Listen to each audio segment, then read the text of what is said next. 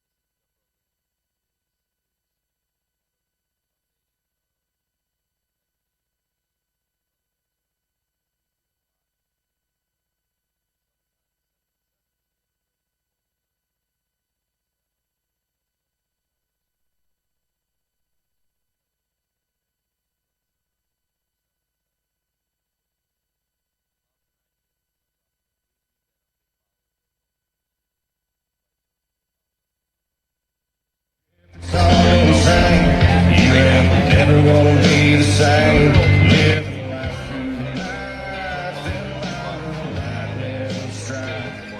Sometimes the only lie when you know it's tucked away, it can't capture all the things that make us turn. My own sports network here now, so one thing I'm not afraid of is to throw myself under the bus. I had our audience up there for a minute, so I don't think anybody heard anything you said. Good for them to listen to an hour and a half, 2 hours. But it's Chris Stockman, it's Jason Bubble McClain here on the Michigan Sports Network. He's from Mount Pleasant Public Schools. Kind of this guy, pretty much a big light program. How they get it explain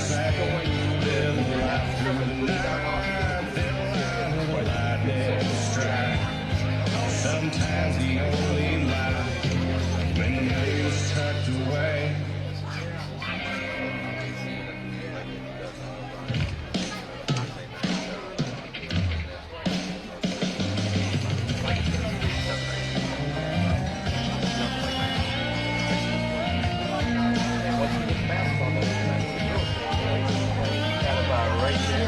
We're coming to you from the Primary Law Studios. We'll have the Bills cut the fast fabrication of the game on the Michigan Buffalo sponsors all night long. The Chris Stockman, Bubba McClain, other meetings going on here right now. We're trying to know more than other than football action. And so, some kind of strange for us.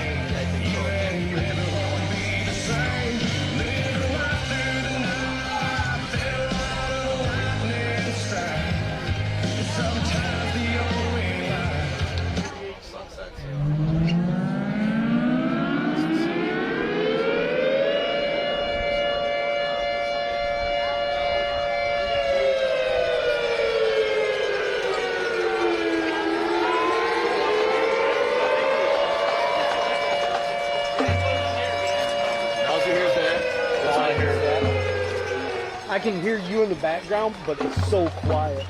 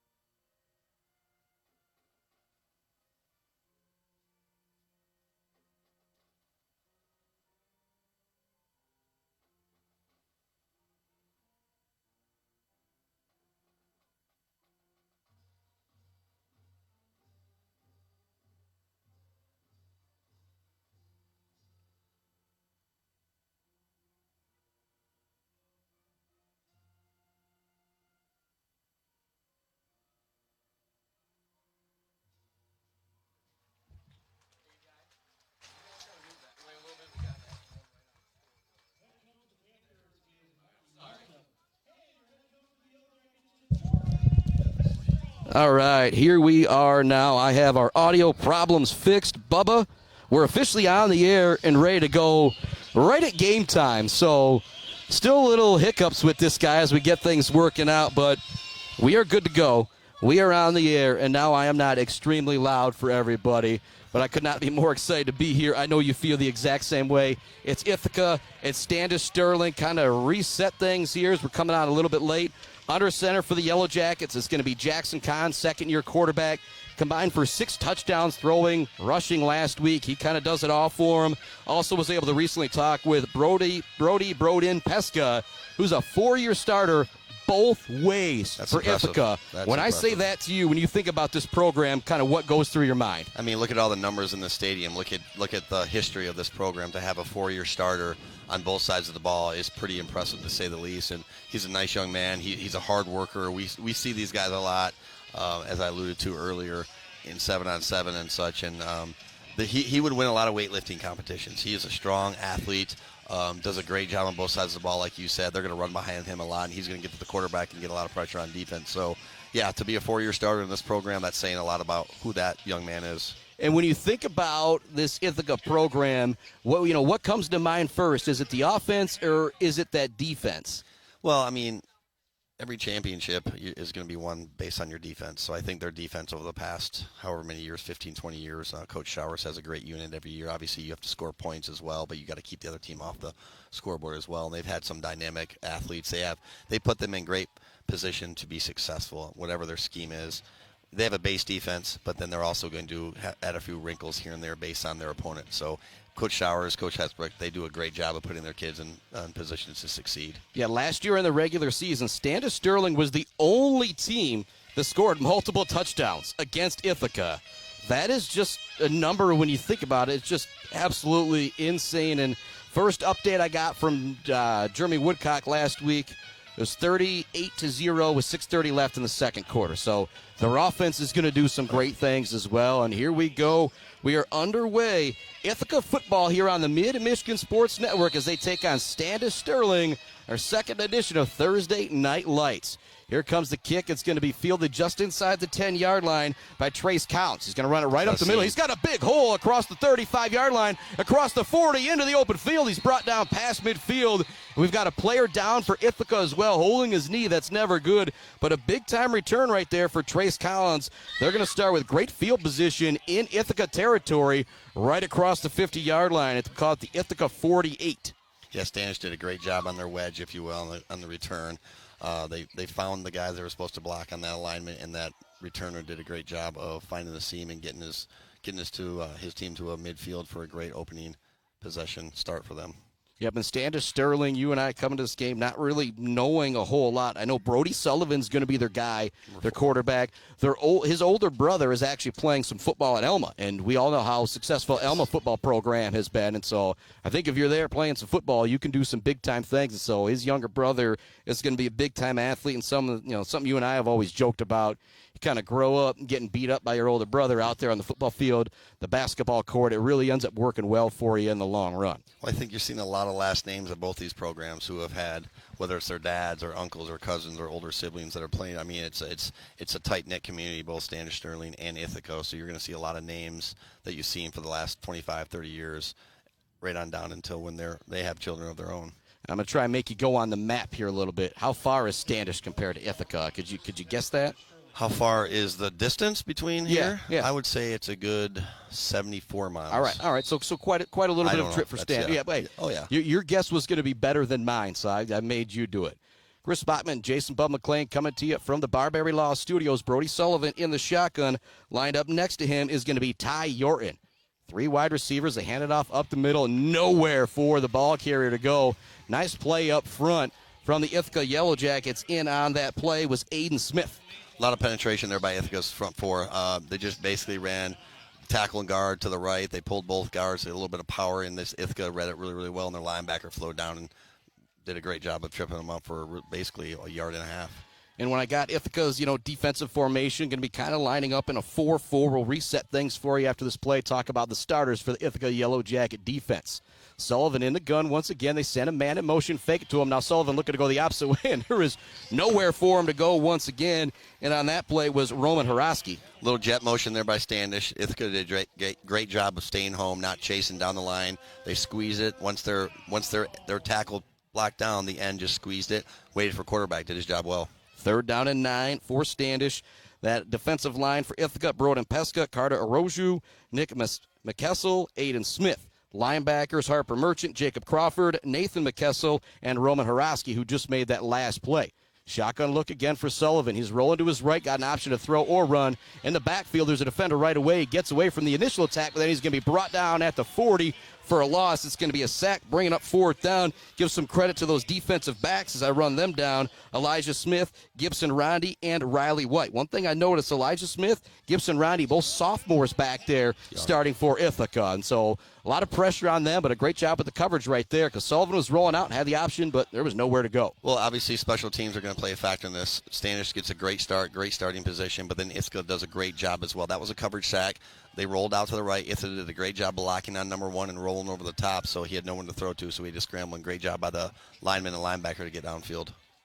Carson Coyne back to punt this one away for Standish. It's going to be a little bit of a line drive. It's going to be fielded by the Yellow Jackets. A little bit of a fumble there. Now trying to find some room here to the near side across the 20-yard line. Across the 25, across the 30, across the 40, and getting pushed out of bounds after an excellent return is the senior Riley White.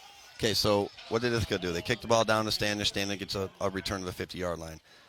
Ithaca's defense holds. They make them punt. Special teams. Again, that's 2 for 2 on special teams on both sides of the ball for both teams. Great job by getting to the wall by that young man from Ithaca. He gets the midfield. Now it's Ithaca's turn to kind of see what they got with this high-powered offense. Now put the pressure on Standish Sterling's defense. Yep, just talked about the starters for that Ithaca defense moments ago. Starters for the offense.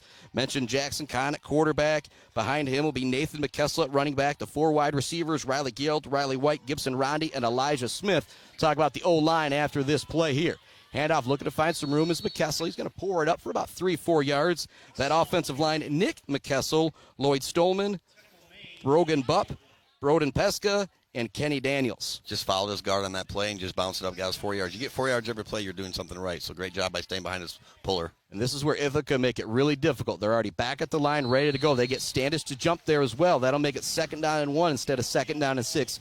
Talk about the pace as the coach. How much goes into that for these guys to be ready every Friday night? Well, it's about tempo and practice. I mean, the way you practice is the way you're going to play. So the faster you go, you put more pressure on their defense, for example. If it's 2nd and long or 2nd and short, you're going to have different personnel out there. So if you're Ithaca and you play a faster tempo, you're going to make Standish either keep the personnel they're in there that they're not comfortable with, or they're going to try and sub as quickly as they can.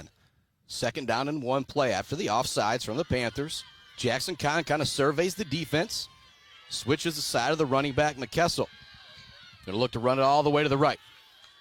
Gets by the initial attack there, and then he's going to be brought down near the line of scrimmage.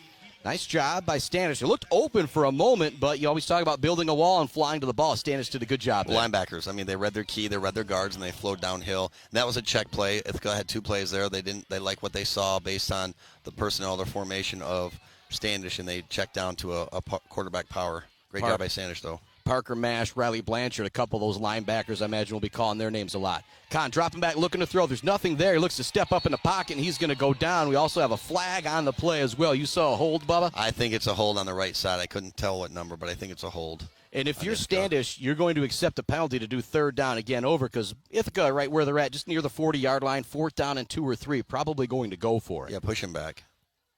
But you got to watch for the hard count again, too, if you're Standish.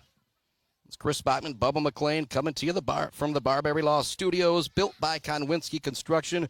Also, big shout out to Gates Drilling and Service, the Bird Bar and Grill, Bill's Custom Fab, J&J Auto, and our friends at Mount Pleasant Heating and AC, and Konwinski Construction.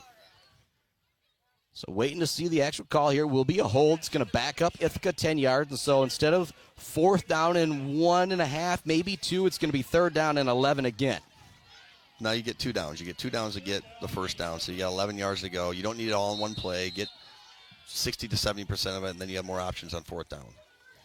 Conn taking the play. He's going to have 3 wide receivers to his left. He's going to have 1 lined up to his right.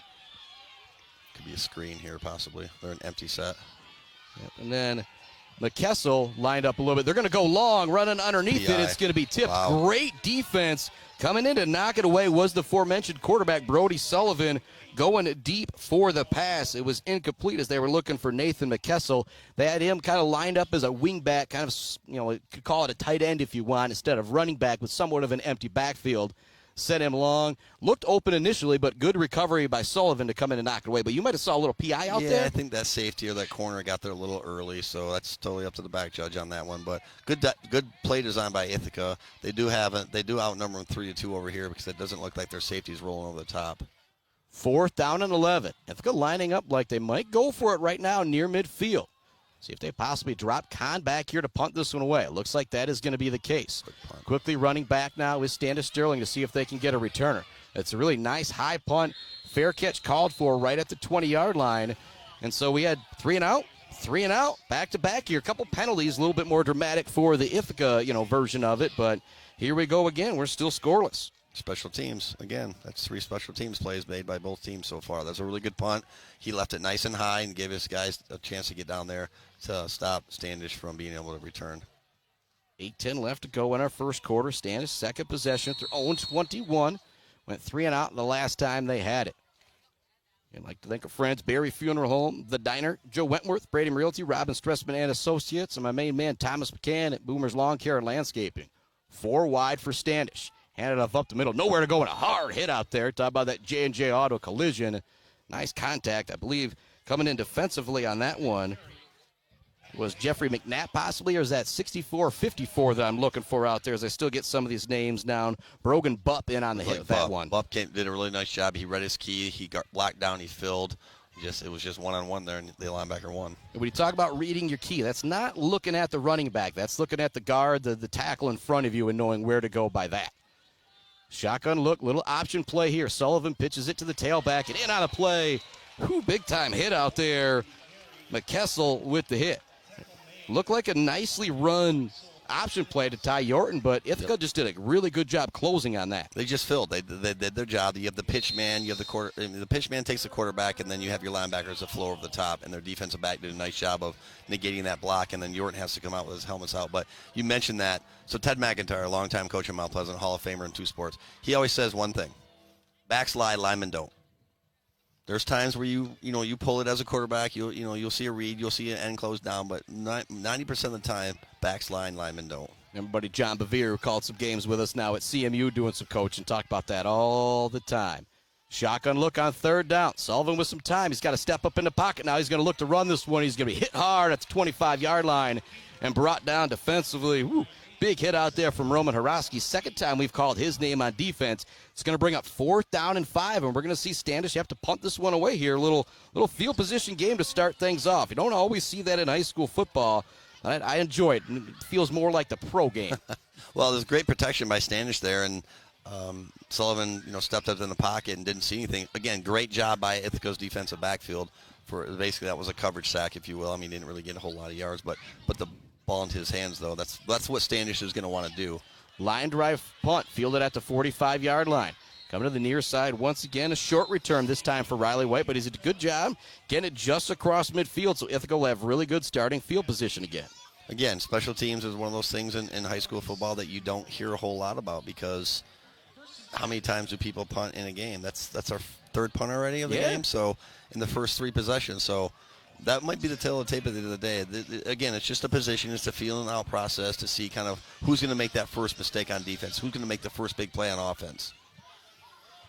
Yellow Jackets coming out for their second offensive possession, again led by Jackson Conn, quarterback, throwing it to Gibson Rondi, Elijah Smith, Riley White, and Riley Guild. Nathan McKessel lined up behind him or next to him in the shotgun at running back. Conn takes the snap, looks to pour this one right up the middle. Decent carries. He's going to get down to the 40-yard line, maybe pick up a 3 or 4. And I think on that play it was we're just going to snap it to one of our best athletes and pour it up the middle, see what you can get. And you get almost 5 yards. And that was a great job by the center. He had a nose tackle to his right, and he was able to hook him to get him downfield, and then he followed his guard around there as well. So he got his 4 or 5 yards. Spread out wide now with 4 wides is Conn. He's going to roll to his right, option to throw it or run it. He's going to throw it out, and it's going to be completed.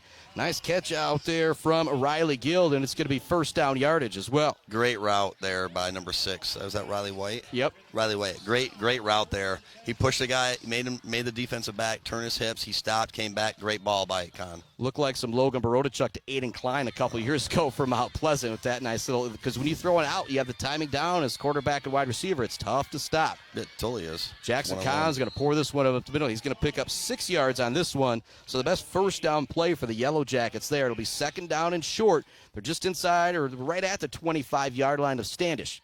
Well, they got the ball in the right hash, so they saw something they liked over there with the defensive end. There's only 2 guys over there, so they actually, one of the things that I try to preach with our receivers at Mount Pleasant and any receiver coach, you have to block downfield. It's got to be predicated on getting your hands up inside and running the guy off as well. So Ithaca did a great job there. They school their receivers very well in that situation. There's so many guys who are great athletes that they don't end up playing wide receiver because they can't block downfield. They're not willing to, stick their nose in there. Throw it out, looking for the screen once again. A great tackle in the backfield. That was a Grayson LePan with the tackle. It was a nice setup screen by Riley White, but LePan made the play. Yeah, it was just an RPO by Ithaca. The 2 receivers, it was a 3-receiver side. There was a trips. 2 of them went vertical, took the guys with them. They missed their block, as I was talking about wide receiver blocking. And number 7 for Standish Sterling did a great job of eye transitioning. You don't watch the ball. You watch the ball as it's thrown, and then you transition your eyes to the receiver, and you fill. 3rd down, and we'll call it 7 at the 28. We've got 4:25 left in the first quarter. 4 down territory here for the Yellow Jackets just outside the Panther red zone. Conn's got 3 wide, 1 running back in the backfield. We're going to have a timeout from Jordan Hesbrook here as he wants to discuss things. That'll allow us to take a quick timeout here. We'll be back with his 3rd down play right after this on the Mid-Michigan Sports Network. Central Michigan Sand and Gravel, just like our student athletes, they bring it. If you need sand or gravel, they bring it to you with fast service and a great price. For all of your sand and gravel needs, call Central Michigan Sand and Gravel today at 989-382-7089. Central Michigan Sand and Gravel, a proud supporter of our student athletes competing for their schools.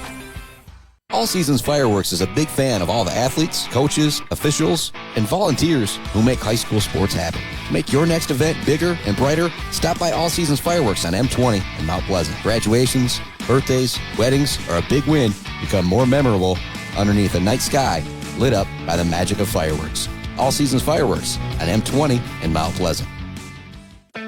Let's head back to the action on the Mid-Michigan Sports Network. Welcome back inside the Mid-Michigan Sports Network. 3rd down and 7 for the Yellow Jackets at the Standish Sterling 28-yard line. Shotgun look, empty backfield for Conn. Dropping back, looking to throw. He's going to go long to the sideline. Double coverage out there. It's going to be incomplete.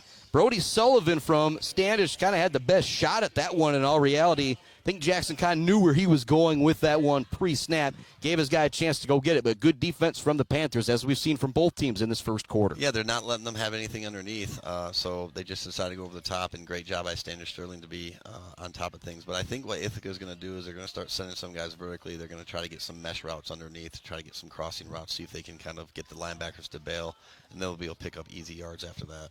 4th down and 7 for the Yellow Jackets. Jackson Conn in the gun. Empty backfield for him. Sent a man in motion, fake the handoff. Conn's rolling to his right. He's going to throw it. It's going to be complete for first down yardage. Going down to make the catch was Riley Guild, and so it'll be first down yardage for Standish, but we do have a flag in the backfield. Did not see that penalty this time. I just know that anytime the back judge or sideline throws it, there's going to be some kind of a hold potentially.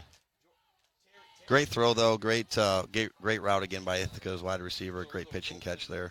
Great protection up front by Ithaca as well.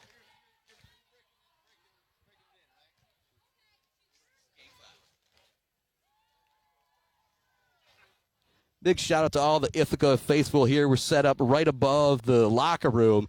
I think it's a spot where people perch up. And so if you see an elbow or something like that in the way of the scoreboard, hey, it's got to get people used to us being here. They said, you need to get us a little rope. But we'll put that on the next to-do list there, Bubba. But what'd you see on the flag there? They're actually going to pick it up. Off. Yeah, they conferred for a long time, so obviously he didn't see what he thought he saw. And the two of them got together and decided that, you know what, we're just going to pick up the laundry and give Ithaca the first down. What do you think they could have saw out there? Part of me wonders if maybe a push-off from the wide receiver as he was coming. You know, he had to go low to get it, so I don't think so. But I'm just trying to think in my mind of what they may have seen out there. Could be that. It could be a hold on the edge, and he didn't have him. He let him. So Ithaca runs a lot of unbalanced. So sometimes you'll have tackle over, and you'll have a tight end next to a guard. So I'm not really sure what they saw or didn't see.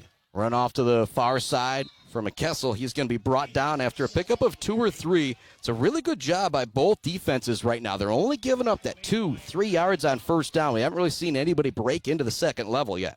Well, that's what Ithaca's going to do, though, in this situation. I mean, this is one of those make-or-break type early drives for them. They want to pound the rock. They want to get it to their athletes and see if they can kind of start breaking the front line of Standish Sterling a little bit. 8th play of the drive already coming up. They started at the Standish 43. They're now inside the 20. Conn's going to run this one all the way. He's got to dance immediately in the backfield, and he's going to go down. Great penetration out there defensively. Coming in from his linebacker position to make the play was Parker Mash. Nice job. Again, trying to run behind that fullback that Ithaca has in their empty formation. They're just pulling the guard and they're pulling him. It's similar to some of the stuff that we like to do from time to time. But great job by Mash to stay in his gap and chase the ball down. And just tough sledding out there for both teams right now in this first quarter. Shotgun look once again for Conn. He's got 4 wide, 2 to his right, 2 to his left. He's looking to his left. Going to be thrown out to Kessel, and he is going to be hit hard. Ooh, he's a lot tougher than I am hanging on to that one. It was Trace Collins with the hit. Again, great eye transition by Collins. Again, that's what you teach defensive backs. As soon as that ball's up in the quarterback's hand, he releases it. You don't worry about the quarterback. You transition your eyes to the receiver. You run to him, you fit up, and you drive him as much as you can. 4th down and 4. Ithaca lining up to go for it. They've got 3 wide, 2 to the left, 1 to the right. And Kessel in the backfield. They've also got a man lined up there as tight end, and it's going to be a false start going against the right tackle, and that was Broden Pesca, the 4-year varsity starter doesn't make many mistakes like that. But when you're out there on that offensive line, that's the one part that can be tough about going with this hurry-up offense, right, Bubba? You're not able to get that snap count to everybody in a huddle. It's a little humid, it's a little hot. You're playing both sides of the football. It's hard to stay. There's a lot of stuff. There's a lot of factors but you have to know your quarterback. You have to know your cadence. You have to know your quarterback's voice. Trust me, we're all guilty of it. Every program in America, doesn't matter what level, is guilty of it. 4th down and 9 now. Looks like could be the same play for Ithaca. Conn is rolling to his right, looking for the receiver. He falls down. Now he's got to lob it up. Guild goes up, and we do have a flag coming down. Riley Guild fell down initially, but after he got up, the defensive back was kind of all over him. So that's what we call a sell route. You're basically running a deep look. You're getting the quarterback and the receiver to kind of lock eyes. You're turning your shoulder as a receiver, and then you're getting up the sideline, and he did a great job because the defensive back bid on it. He came down, and he had no choice. That was a walk-in touchdown for Ithaca had he not done that. So and lived to fight another day. It just kind of worked out for the wide receiver that he fell down, and the defensive back got himself in bad position that way. Almost kind of like when that punt hits the ground and you overrun it a little bit. I'm going to kind of compare it to that because I just don't think the defensive back expected to be in that position. You look down, the guy's down, you take a step in, and all of a sudden the ball's coming and he's running behind you. Well, if you have good receivers that run good cells and you have a good quarterback, you can make that play work a lot, especially if you get them to draw down on that if he bites on the route. So it's going to be a PI first down on 4th and long. That's going to be one of those plays to remember right there. It's a 10-yard penalty, so it's a spot. It's so it's actually going to be. Yep, so it's 4th and 11. It's 4th and 1. So a PI penalty, they'll take 4th and 11 to 4th and 1. And is that a rule that's changed the last couple of years? The no longer automatic first down, or has it always been that way in high school football? Because different rules when you go up to the NCAA. Yep.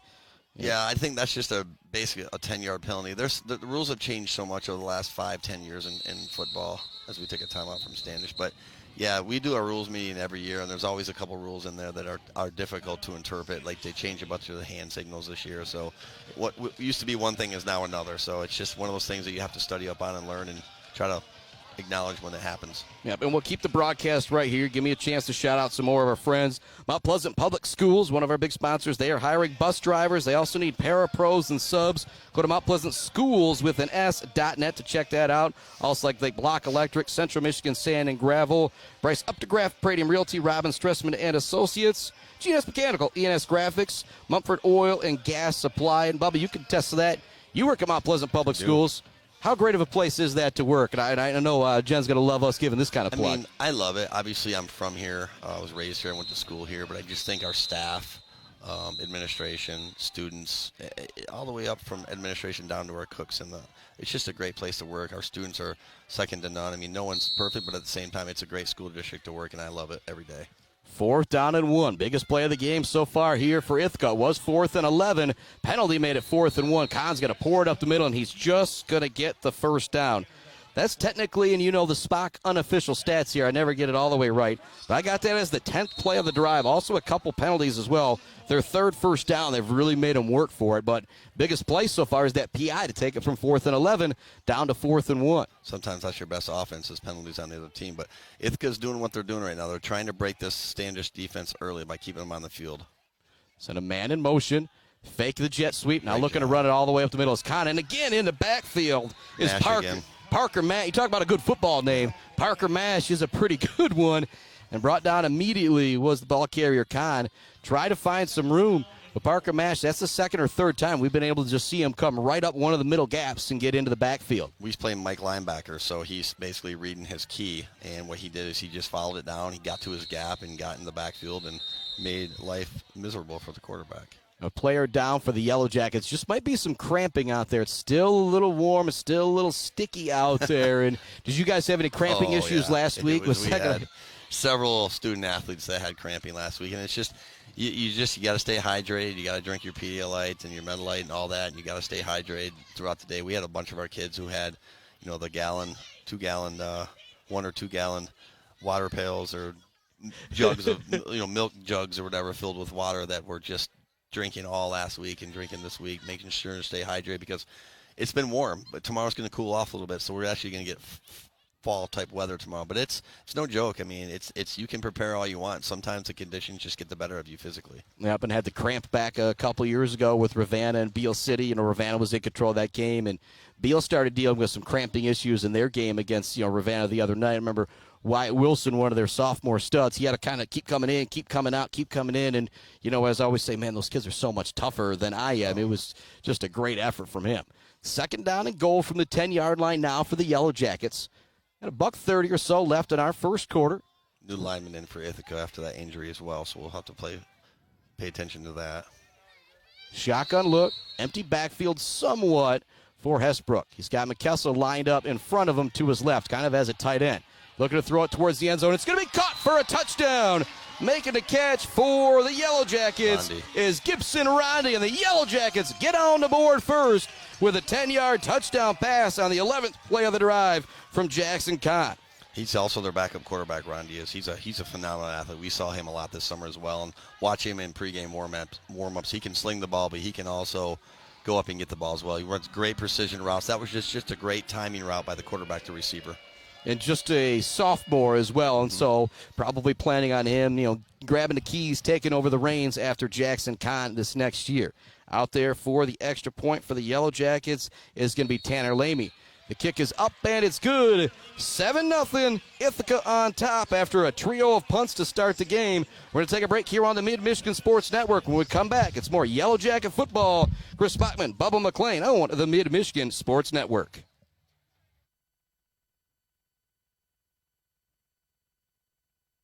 Weber Brothers Sawmill has been in the sawmill and logging business since 1950. Weber Brothers Sawmill buys standing timber and logs all over central and northern Michigan with National Hardwood Lumber Association certification. You can be assured of a professional job, from the marking and cruising of your woods through the harvest. Weber Brothers Sawmill is a proud supporter of our local high school student athletes. Bill's Custom Fab can handle any job you need, from large-scale steel building projects to fixing your favorite stainless serving pan. Bill's Custom Fab can weld and fabricate anything. Call today at 989-772-5817 or stop by on Gover Parkway in Mount Pleasant. Good luck to all of our local athletes from Bill's Custom Fab. Let's head back to the action on the Mid-Michigan Sports Network. Welcome back inside the Mid-Michigan Sports Network in our Barberry Law Studios, built by Konwinski Construction. Chris Spockman, Bubba McLean, my buddy Adam Gursky on the camera. 7-0 Yellow Jackets, an 11-play drive. You talked about it. They wanted to break the will of that defense. I don't know if they quite did it there, but another drive like that might be really tough if you're the Standish defense. Well, yeah, it's kind of vintage Ithaca football, though. I mean, you're always going to have guys that can run with the ball after they get it from the quarterback, but the stalwart whatever you want, this program is still going to be up front. Any good high school football program is going to have a good offensive line and good defensive line. And right there, they got grumpy, and they kind of ran behind their two stud linemen there, or their five stud linemen for that matter, with a really good athletic quarterback. And run it up the middle for Standish Sterling. Outside the 30-yard line goes Trace Collins. It's the second time we've seen Collins with the football on the kick return. Once he gets going, he's really got some speed out there. He's made two great plays as a defensive back as well. And we got another injury again. Hopefully some more cramps out there, but second kickoff for Ithaca, and the second time we've seen a player go down. Down for them right now is going to be Harper Merchant, another one of the sophomores up on varsity. Just got a very, very bright future. But everything is all right for him, and coach is going out right now to make sure he is okay. We'll take another little quick break here on the Mid-Michigan Sports Network. When we come back, we're going to ask Bubba a question he doesn't want to answer about that game last Thursday with Saginaw Heritage and Mount Pleasant. Quick break here on the Mid-Michigan Sports Network. Back with more right after this.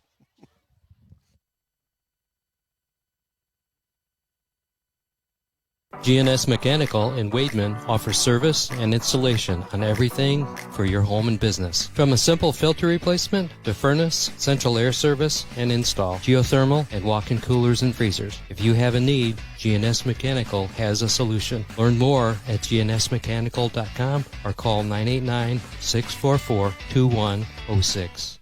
Mumford Oil and Gas Supply is your one-stop shop for top-quality products and procurement in the Michigan oil and gas industry. With over 45 years of experience and a strong commitment to customer satisfaction, Mumford Oil and Gas Supply delivers the best solutions for your oil and gas production, drilling, and service needs. If you need it, Mumford Oil and Gas Supply can get it. Visit them on Fancher today or give them a call at 989-317-8582. Let's head back to the action on the Mid-Michigan Sports Network. Welcome back inside the Mid-Michigan Sports Network, and a big shout-out to the Ithaca youngster over here doing some video as well. He said it's Mikesel, not McKessel, and that's one of those. I should have asked Coach Hesbrook on that one. You never assume because we all know what happens when you assume. So Mikesel will get those right for those youngsters out there. It's Chris Bachman, Bubba McLean on the Mid-Michigan Sports Network from our Barberry Studios, built by Conn Construction. Here comes the Standish Sterling offense for the third time today. We've seen 2 3-and-outs from them. It's time they're starting at their own 33-yard line, I'm going to call it. Sullivan dropping back, looking to throw. He's pressured right away. Nowhere for him to go. He's going to be brought down by a host of Yellow Jackets. Initially in on the play was Carter Aroju. I tell you what, I'm really, really impressed with the secondary of Ithaca so far, because that was going to be a double move, and they did a great job of staying in their eye transition, staying in phase, as we call it, and he had no choice but to run against Sullivan. So nice job by their defensive backs, and then their linebackers and their defensive front are so good that he's not going to – obviously he's the guy for them. So as Steve Marley always taught us growing up, don't let the best player be you, and that's exactly what Ithaca has kind of created their game plan around, is stopping number 4. Sullivan's got some time to throw this time. Now flushed up in the pocket because, again, nobody is open. Aroju gets his hands on him before the tackle once again. You said it once again. There's great coverage downfield. And senior, sophomore back there as well. And then the linebackers, you got senior, junior, sophomore. So you could call it a young secondary if you wanted to as well. Third and 8 now. Does a great job with his defensive game plan year in and year out. He's blessed with great athletes, too. So when you have a great coach and great athletes and those are meshing together, that's a recipe for success. 3rd down and 8 for Standish Sterling. Ball at their own 35-yard line. They're not going to run a play here. It's going to bring us to the end of the first quarter. And you know what? We're going to keep it right here. We just took a couple commercial breaks a few moments ago. I'll give a shout out to some more of our sponsors, like the Diner, Bryce Updegraff, Joe Wentworth, Bradium Realty, Robin Stressman and Associates, our friends at J&J Auto, Mount Pleasant Heating and AC, Weber Brothers Sawmill. We'll talk about that timber of the game in the post-game, and the Bird All-American Grill post-game. The only place you'll ever find this guy post-game in the Bird in downtown Mount Pleasant. 3rd down and 8 coming up, Bub. I'm going to make you put on the Standish Sterling coach's hat here.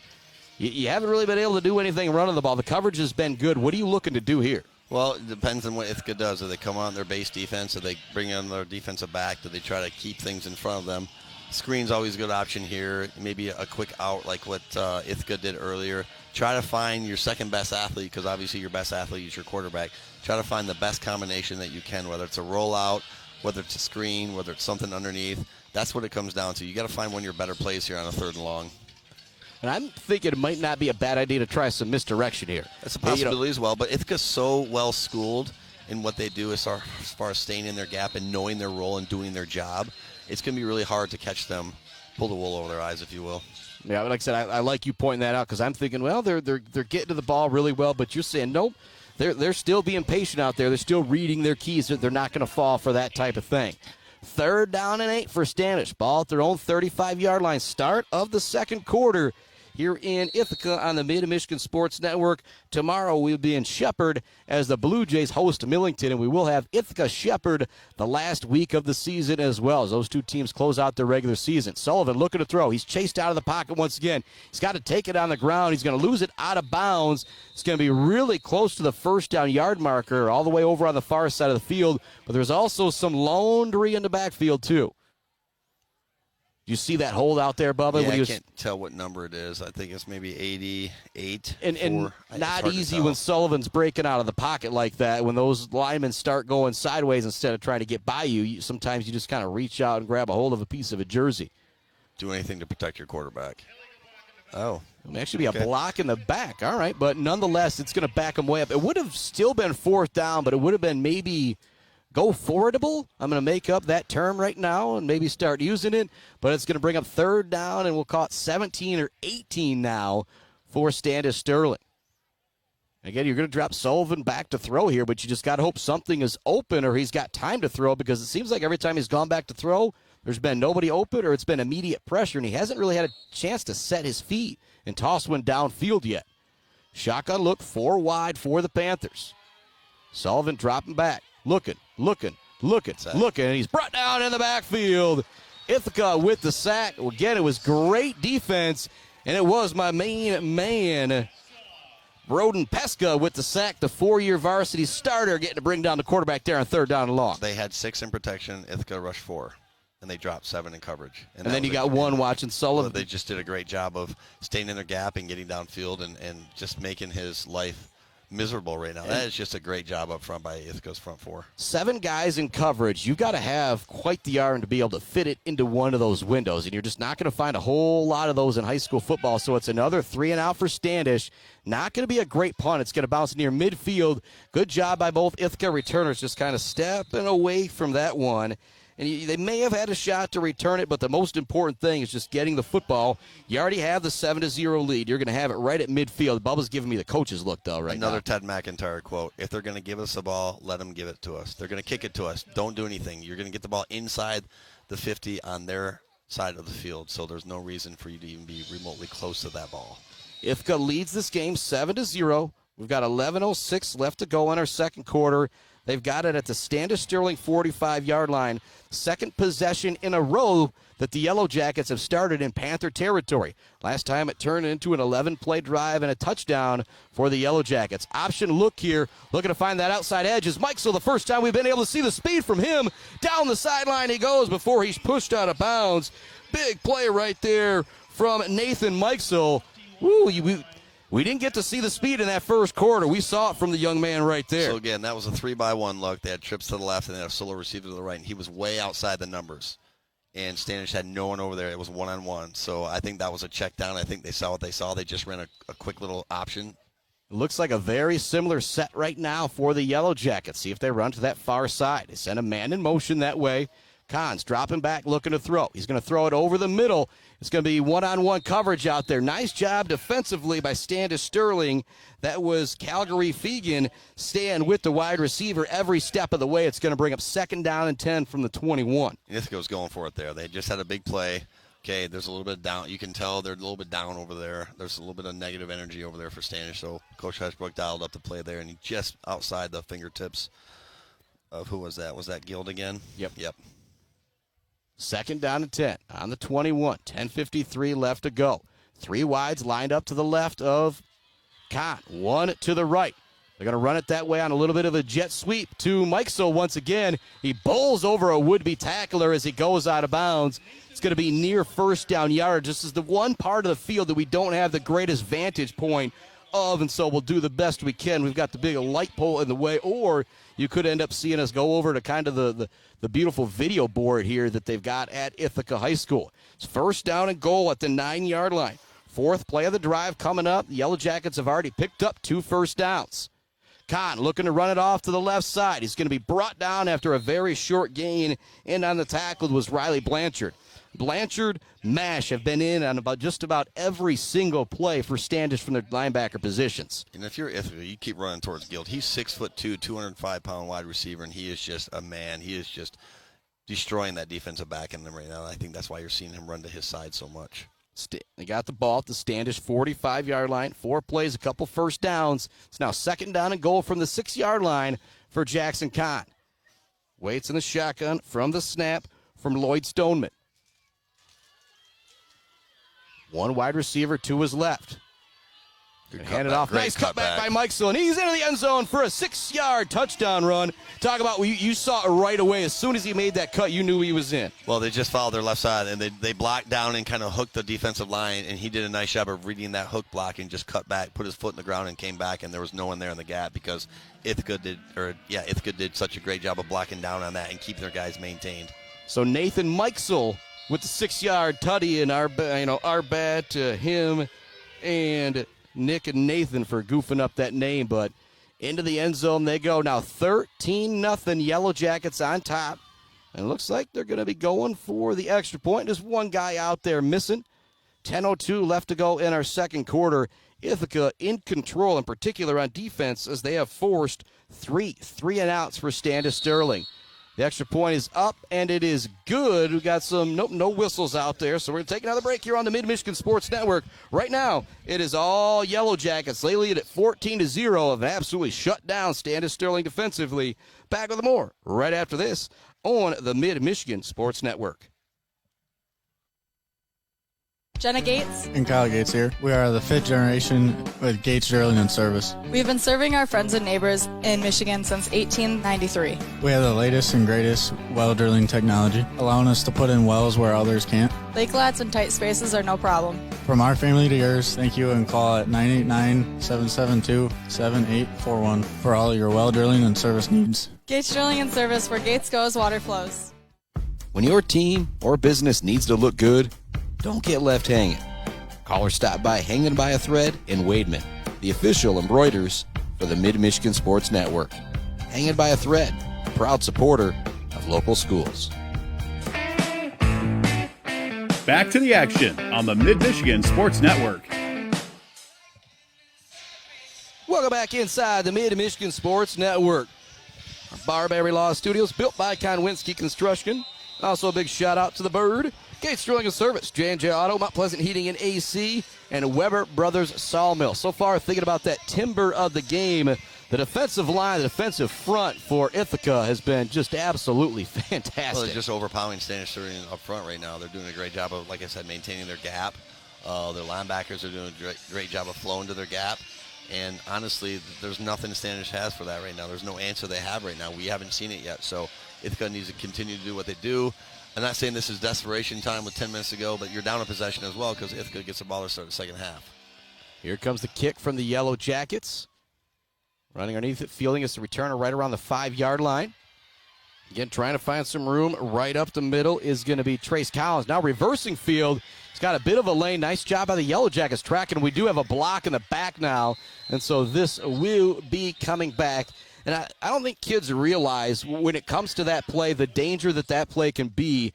A lot of times the officials see it out of the corner of their eye.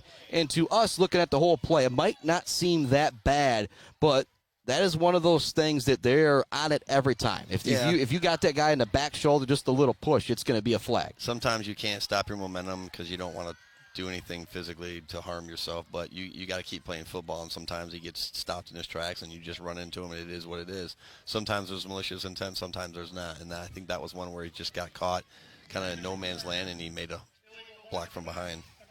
14-0 is the score. Mikesell with a 6-yard touchdown run just moments ago. Nathan Mikesell, that is. First touchdown was an 11-yard TD toss from Jackson Conn to Gibson Rondi. Our score 14-0. Ithaca with the lead. First down and 10 for Standish Sterling, now backed up on their own 17-yard line. Had good field position a couple times, once at the Ithaca 48, another time at their own 33, but they just haven't been able to do anything. It's been 3 and outs. Sullivan looking to run this one to the far side. Mikesell there with the tackle. Got to be fun scoring a touchdown, then getting a tackle at the line of scrimmage the next play. Well, if you play at a place like Ithaca, for example, it's a little smaller. You don't have as many people to play football. The chances of you playing both sides are going to be more, at the forefront than a place like we're trying to go 11 on both sides this year at Mount Pleasant, and we're doing a pretty good job that first game. But that's just one of the things. That's why they train as hard as they do. They're in the weight room as much as they do. They condition as much as they do when you can, and so you got to stay in shape for that type of thing because you're going to be playing 85 downs of football. Second down and 10 as that play went nowhere for Sullivan. Set a man in motion, kind of faking a reverse, and again just stood up at the line of scrimmage as the tailback, and there was 1, 2, 3, 4, 5 Yellow Jackets in on that play to make a third down and long. You talk about building a wall and swarming. That is a coach's dream type of play right there. Well, if you watch the pad level for the offensive line for Standish Sterling, you watch the pad level from the defensive line, Ithaca's winning every single possession. They're down below the chin of the face mask of Standish Sterling. They're getting up underneath their shoulders, and they're driving them back. And they're doing a great job of train wrecking, as we call it. They're stopping that pulling guard, and then everyone's flowing to the ball. Ithaca's doing a wonderful job up front right now. Third down and 11 again for Standish. Drop back, looking to throw a Sullivan. They're trying to set up the screen over the middle. It's open. It's going to be decent carry out to about the 28-yard line, and it'll finally be a first down for Standish Sterling. And there was a little bit of that misdirection. I'm going to give myself a little bit of credit here. Well, that's part of it, and then they finally ran that little mesh route. They finally released them out in kind of in the inside, and because Ithaca's linebackers kind of floated the ball, and they kind of bailed as well. One floated on one side, one bailed on the other, and the tight end, their H-back, was able to kind of just slip out in traffic there and was able to get a first down. It's a great effort. First down and 10 for Standish, their first of the game. Hand it off on the jet sweep, looking to find some room here on the near side. It's going to be the ball carrier, Collins. He didn't get anywhere that time. Actually, he's going to pick up 3 or 4. Again, the speed of Trace Collins has been very effective on the couple kickoffs we've seen and when they've been able to get the ball in his hands. Well, that time, Standish Sterling did a great job on the perimeter with the receivers, too. They got inside. They were able to get lower pad level. They were able to walk their guys off the line a little bit, and then it was a great job by the running back to get the 5 yards. Second down and 5 for Standish. 7:50 left to go in our second quarter. The Yellow Jackets lead at 14-0. Run all the way for Sullivan this time. He's going to be dragged down near the line of scrimmage. Aiden Smith with a great tackle there. He wasn't going to be able to make the big hit, so he dove, was able to wrap up the ankles and bring him down from behind. He shed his tackle and got down the line quick. He read his key and was able. He didn't get reach. You get reaches when they crosses your face and you're not able to make that. But he did a nice job of staying with his guy down the line. He ripped at the end. He kind of left his feet and got the tackle. Great effort by Ithaca's up front forward down linemen so far. Third down and 4 for Ithaca. Yellow Jackets looking for another defensive stop here. In the shotgun is Sullivan. They hand it off, looking to find some room up the middle. It'll be first down yardage on the carry. Big run right there. It was the biggest hole of the game for Seth Yoakum. That was a great job by the H-back. He closed down. So what Ithaca did, they had a little angle on there. They kind of angled to the play, and the H-back did a great job of kicking out that angling defensive end. That guy was coming in to make the play, and the running back, he opened up a hole for the running back, and the running back did the rest. That was a great play by Standish. 6:50 left to go, second quarter. First down and 10, ball at the 50-yard line for Standish. You got a feeling, Bubba, that they need to do something on this drive. It's going to be very, very important to finish this drive, trailing 14-0. Run for Sullivan up the middle. He's going to be stopped. Great tackle out there. Who was that on that one, Bubba? I couldn't tell who that was. That number Aiden Smith again on the tackle. Again, we talk about that Weber Brothers Sawmill timber of the game, kind of who's standing strong. Works for volleyball, works for football. It's going to work for basketball and baseball as well. That timber of the game, who's standing strong up front right now? It's Smith. Yeah, another one of those sophomores. 5'9", not huge, not imposing, but he's got a motor on him. He's got a high motor on him. I feel like being on the line, so much of that is about having that motor. You're going to get knocked down a lot of times. Sullivan wide on the pitch. It wasn't there. Now he's going to throw it away at the last second. Very smart move. It looked dangerous when he did it, but there was nobody downfield. He was out of the pocket. He was able to throw it away. And if he doesn't throw that away, he's going to be brought down. And now I do think Ithaca says, wait, hang on a second here. And so the officials are going to get together. But again, he was out of the pocket. And so I think they're going to have to pick this one up. Again, we got a team now helping us, keep out of the scoreboard. Again, a big shout out to Ithaca here. We've never been down here before, so I feel like I'm throwing a couple wrinkles into people's watching experience, but I think when they know they can go back and check it out on Facebook, they'll be excited. This is only the second time I've ever been here to watch a game. I remember back in the day when you had the Brem kid and the Jones kid from Ithaca. They were a prolific 1-2 quarterback receiver punch. They played Claire. Otherwise, I've never been to a game here because usually we're in the playoffs, they're in the playoffs, and just never been able to get down here on a game. But this is an unbelievable environment, an unbelievable facility. You can tell this community loves their football. It's actually going to be an illegal receiver downfield. And so, hey, credit to the coaching staff from Ithaca. They called it out, and the officials said, actually, yeah, 59 was a little too far downfield. And so it's going to back up Standish once again. But I think we will do second down over again here. Waiting to see exactly where the chains get set up here. But Ithaca dominating fashion on defense right now. Standish has 2 first downs on this drive.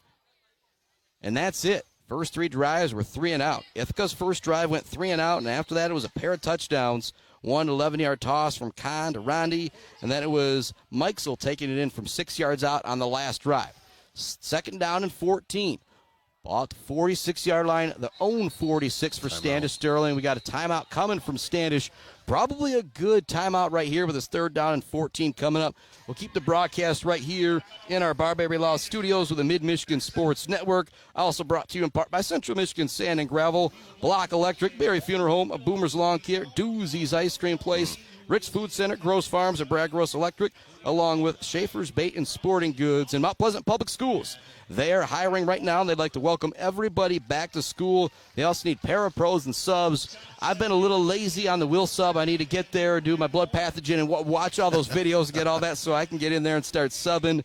But a great place to work. They're hiring right now. Go to mtpleasantschools with an S.net to get started right there. And paid training for bus drivers as well. And so a lot of opportunities, and something I've kind of said the first couple weeks. I think you'll agree with me. And I haven't looked up any statistics, but just when you go by numbers, Mount Pleasant Public Schools, one of the biggest employers in Isabella County.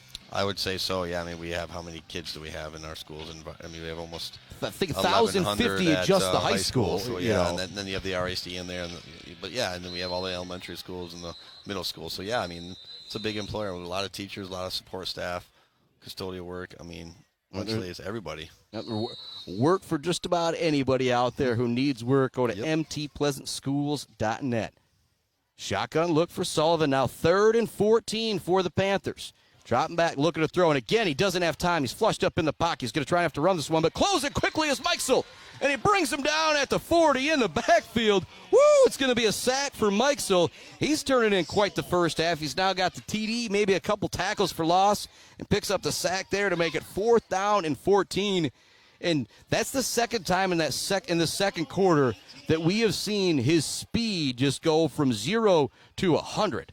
Yeah, and again, you give credit to the defensive secondary for Ithaca, and then Mikesell did a great job of being able to get downfield on that and running the cone, as we call it, get to that backside hip. And the objective there is to make him, not allow him to cut back and force him outside, but he did a great job of chasing him down. Gibson Rondi.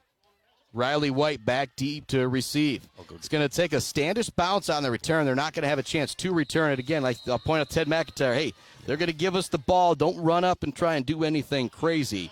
And so Standish goes 9 plays, count 10 if you want to count the punt. I won't count that. But it ends up all for nothing. And again, if you're Ithaca, you talk about field position, not a horrible place to start with the ball at your own 32. It's pretty good, especially with what you did in the last offensive series. So what you want to do now is you kind of want to work the front lines a little bit, so to speak. You want to see what you get in this first down play and kind of set the rest of your drive based upon that. And for Standish, obviously, they've got some guys playing both ways as well, but that was about a 5-minute drive that they had the football, so the first time they've actually been out there for a little bit. And one-on-one coverage to the outside for Riley Guild. Looking to run it all the way as Conn. He is blasted in the backfield. Talk about that J&J Auto collision report. It is Parker mashing it up in there. I'm sorry to do the terrible pun, but I kind of got to do it. He has been outstanding in the first half. Grit top or grat up. That was a nice job by them closing down. I think the pitch was there, and if he did, he might still be running. And you saw, you continue to notice Riley Guild on the outside, 6'2", 210. If he's got that one-on-one, they're going to take advantage of it at some point. Conn looking to throw this one downfield, and it's going to be pass interference once again. Sam Briggs probably going to get called for the whistle here. I think it was a really good job by the receiver from Ithaca. It looked like Riley White was coming out the block, and then he kind of stopped with the physicality, and then the defensive back was kind of all over him, waiting to see the official call here. But you kind of saw a PI out there, Bubba? Yeah, it was that cell route again. He kind of started inside. I mean, it's a little bit different. It was almost like a corner route. He kind of started inside, kind of went vertical, and was going back to the outside, and I think the defensive back got beaten, so that was his best. That was his best defense right there, was getting the penalty instead of letting him go and get down and get an easy 6. But as you talk about, just a 10-yard mark off now, correct? And so it won't be a first down for Ithaca. They'll bring up second down and maybe 4. Oh, it's actually going to be a 15-yard PI this time. And so I guess you got the hold and the PI. Yeah. And so that will be a first down, though, for Ithaca. Won't even count that as a play. So one play, one first down for the Yellow Jackets. There's 4:30 left to go here in our second quarter. If you're Ithaca, you'd love to plug this in with about a minute, a little less left.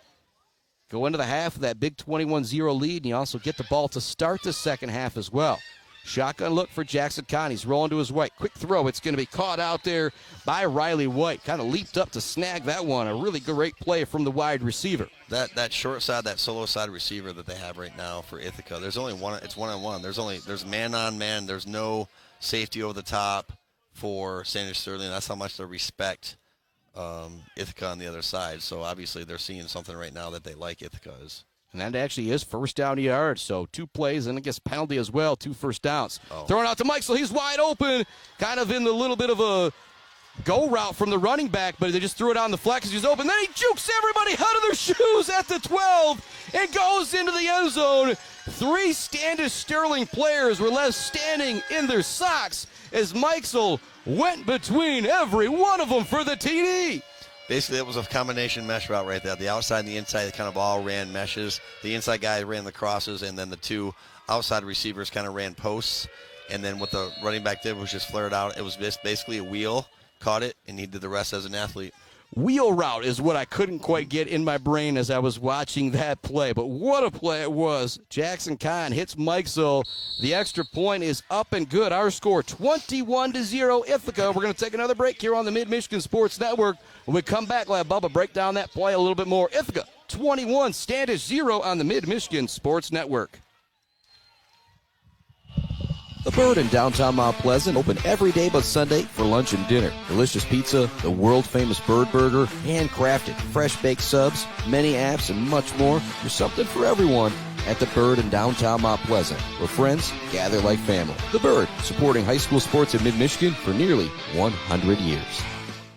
Joe Wentworth with Pradium Realty, Robin Stressman and Associates is a proud supporter of our local high school student athletes, working hard and showing pride for our community. For all of your real estate needs, go with Joe. Joe Wentworth with Pradium Realty, Robin Stressman and Associates, 989-817-1291. J&J Auto in Wademan is Mid-Michigan's elite automotive repair shop. J&J Auto offers complete collision repair and mechanical repair. Stop by on Wademan Road or call them today at 989-644-8908. J&J Auto, proud supporters of high school student athletes. Back to the action on the Mid-Michigan Sports. Welcome back inside the Mid-Michigan Sports Network in our Barberry Law Studios, built by Conwinski Construction.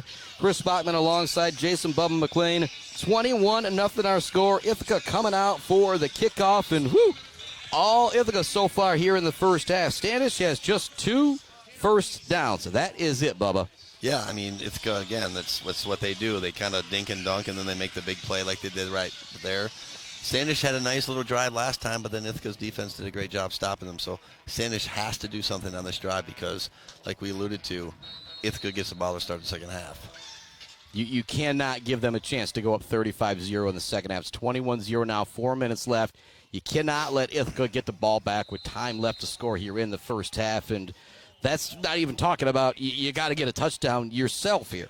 Yeah, totally. I mean, this is a huge drive. These first couple plays are going to be big. They have to get some positive yards because Ithaca has 2 timeouts left. So if they throw the ball, the clock's going to stop if they don't get a first down or anything like that. So if it's an incomplete pass, the clock will keep, or I'm sorry, if it's a completed pass, the clock will keep running. If it's incomplete, then it stops. So it kind of favors Ithaca a little bit. 21-0, and the shotgun is Sullivan. He has been under duress the entire game. Quick wide receiver screen or little hitch routes completed over on the far side. Decent gain on the play there from Colin Linka, and I feel like that's the first time we've really seen Sullivan kind of be able to step into a throw right there, and it looked impressive. Well, Ithaca's, they're softening up their coverage here a little bit. They don't want to get beat deep. Give them everything underneath. Give them the looks. Give them the hitches. Give them the slants. Just don't let them get beat over top with a post, a flag, a wheel, or a fade of any kind. Does it turn more and more into that the bigger of a lead you get? I think so. I think you soften your defense up a little bit because, again, you have a 3-touchdown lead here, and there's no reason for them to get any momentum going to the first. Sullivan dropping back, looking to throw. Again, the wide receiver is not open. He looks to run. He's going to maybe pick up a yard or 2. And on the tackle was Jackson Conn along with a couple of other Yellow Jackets. But you continue to talk about that defensive backfield for Ithaca, and I think the linebackers deserve the credit too. Mikesell, Jacob Crawford, Harper Merchant, Riley White, Gibson Rondi, Elijah Smith, and Roman Horoski and some others. Man, they have been good in the defensive backfield here in this first half. Well, you just got to give credit to the defensive line for allowing them to get the for allowing that to happen as well. I mean, anytime you get gap penetration, it's going to be hard for the quarterback. But then on the other side, you got linebackers filling, you got defensive backs doing their job. Riley Blanchard with the carry. He's going to pick up 2, maybe 3 yards. It's going to bring up 3rd down for Standish Sterling. Ithaca does have 2 timeouts left. They're not going to use one here on this 3rd down. I think that kind of says that we're content on going, and everybody would be content leading 21-0 at the half. But the way their offense has gone, they may have a chance here. We'll see if they get it back and try and do something. That also might be a little okey doke to the other side as well. Maybe you don't call the timeouts, you run it once or twice, and then you try and go long. Nice hole. Handoff, and it was closed quickly, though, on the run that time with Seth Yoakum. It's going to bring up 4th down and, maybe 1 here. And so if you're Standish. First down. Oh, they will give Standish the 1st down yardage. So their 2nd consecutive drive where they pick up multiple first downs. That's a big deal right now if you're Standish. The clock continues to run. 2 minutes left to go in the 2nd quarter. Ithaca leads it 21-0. It's a great second effort by the back as well for Standish. Sullivan rolling to his right. He's going to throw it downfield. It's going to be complete. And a great tackle out there in the open field from Ithaca. It was Gibson Rondi on the tackle. On the catch was Trace Collins. You've heard me say this several times already. It's great eye transition by Rondi. Did a great job of rolling out, not getting beat deep. As soon as the ball left the quarterback's hand, he transitioned his eyes from the quarterback to the receiver and played right through him. And I like how you talk about that eye transition because it is so easy just to keep your eye on the wide receiver. There's a little pitch. It almost looked like a pass, but it's a big hole up the middle for the running back, Yoakum. He's going to be brought down inside the 5-yard line at the 4. That is without a doubt the most electric play of the game for Standish Sterling as they now have 1st and goal and still plenty of time left with 1 timeout and 1:20 left. As a receivers coach, you love seeing that block downfield too by number 5 for Standish, and the running back did a great job of getting vertical and getting the 2nd level and doing his thing. It's Aiden Coggins with the block. Late substitution coming in on the line at tight end for Standish. And a nice fake up the middle and taking it in for the TD is Brody Sullivan. And just like that, if you're Standish Sterling, you tell yourselves, hey, we are now right back in this ball game with that touchdown. Well, what happened there is Sullivan did a great job of holding as long as he could. He read that end, the end closed down, and he just took it to the house there. But that's just a great job, too, by his left side of his line for kind of selling that, too. I mean, there's 2 types of options on that play, right? You either hand it off or you keep it based on what you see. It's really, really hard to teach a high school quarterback to hold on to as long as he can to read that end and then go. Yep. And the extra point is up and good. It is now 21-7, but does Ithaca have enough time to respond with 1:02 left to go in the 2nd quarter? We'll take a break, and we'll find out when we come back. You're listening and watching the Mid-Michigan Sports Network.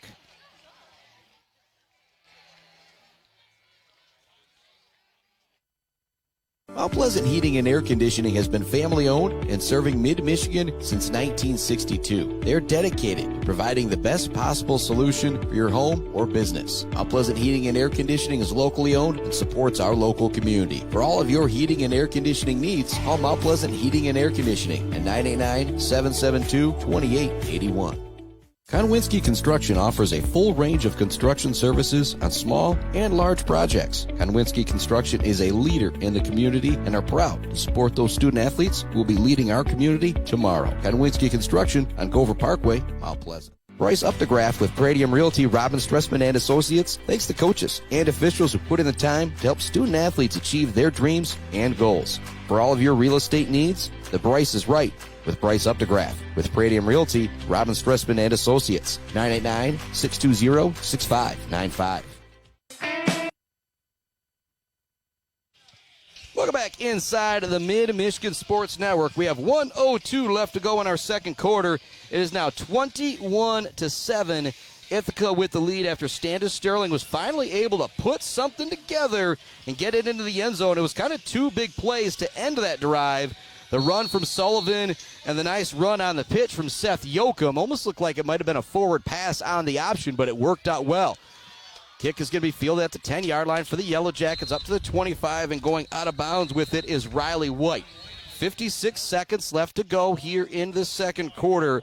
And if you're Ithaca, that's plenty of time to try and do something with it. But now that you're at your own 25-yard line, you do have to be a little careful here. Well, you're up 2 touchdowns. You get the ball started the second half. Maybe you try to you run the ball in the first play and see what you can get and go from there. You're not going to try to hit a home run with a pass or anything like that. I mean, I've been wrong before, but I see Ithaca being very conservative on this first play. Yellow Jackets come up. Staying in the shotgun is Conn. He's going to have 3 wide receivers to his left, and again lined up to the right all alone is going to be Riley Guild. He's got that size advantage if they want to try and go to him. 6'2", 205. Fake the handoff to Mike Solt. Now looking to go long and going down in the backfield. It's a big sack out there defensively from Noah Gradop. Second time we've called his name in the backfield for Ithaca. But one play and it goes backwards for the Yellow Jackets, and we're going to have a official come out on the field. We got a timeout coming, or waiting to see exactly what happened right there. Standish coach was nearly all the way on the field to try and make sure the officials saw something. That's Marty Malcolm. And is that going to be Standish using a timeout there? Yep, that's their last one too, I believe. I'm not sure the thought process behind this, but all Ithaca really needs to do is kneel it twice and they go in the locker room. Yeah, so, but if you're Standish, you're thinking maybe, or if you're the coach, maybe did you see something special there? And you said, trying to figure out why exactly you called that timeout with 41 seconds.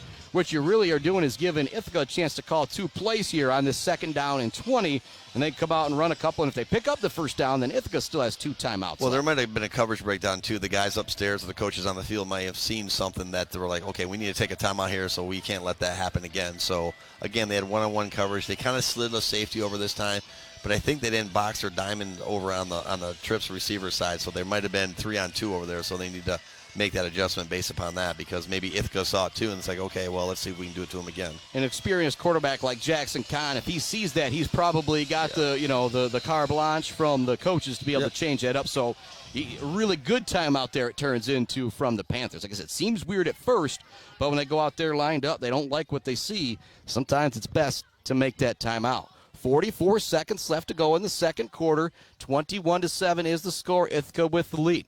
They've got it 2nd down and long at their own 15-yard line. Panthers just called their final timeout. Still waiting for the officials. Kind of blow the whistle and be ready to go. Shotgun look for Conn. He's got 2 wide receivers stacked to his left. Once again, all alone to his right, it's Riley Guild. Looking to run a little reverse here and reading it all the way and bringing down the ball carrier in the backfield is Cody DeShays. So now that's going to bring up 3rd down and long. Standish does not have any timeouts left. Ithaca will have to run one more play here, but it's now 3rd and a mile from your own 12-yard line. I'd like to thank some more of our friends. Mumford Oil and Gas Supply, Weber Brothers Sawmill, Konwinski Construction, ENS Graphics, and our friends at GNS Mechanical.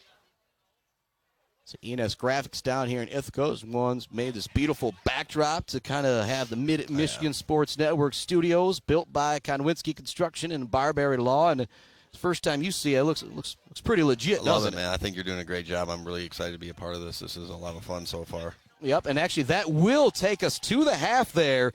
And so our score will be 21-7 with the lead as the Ithaca Yellow Jackets. We're going to take a quick break, and we'll come back with a first half recap after we hear from our friends at Gates Drilling and Service and J&J Auto.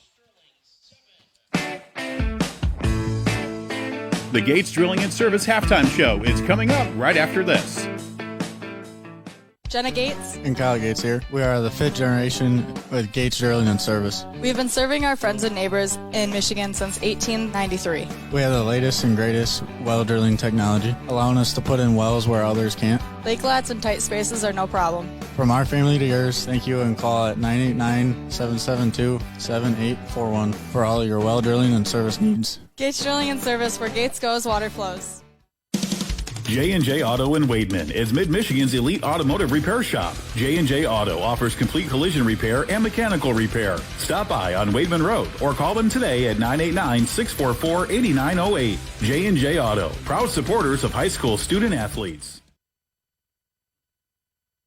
Welcome back on into the Mid-Michigan Sports Network and our Gates Drilling and Service halftime report. Our halftime score, 21-7. The Yellow Jackets with the lead. And Bubba, this is going to kind of start with you. What did you see from the Yellow Jackets in that first half? I think it started with their upfront pressure, and I think it started also with the fact that they're well coached in their defensive secondary. They saw some tendencies by Standish, and that made the guys up front able to get to the ball quicker, and then the linebackers got downfield too. So really they did a really nice job with their game plan, putting pressure up front, making him scramble, making Sullivan scramble, making him make throws, making him scramble to areas where there was more than 4 or 5 guys in blue jerseys that his 2 or 3 kids in white jerseys couldn't kind of cover up. So I'm really, really impressed with the game plan that Coach Showers put in place tonight.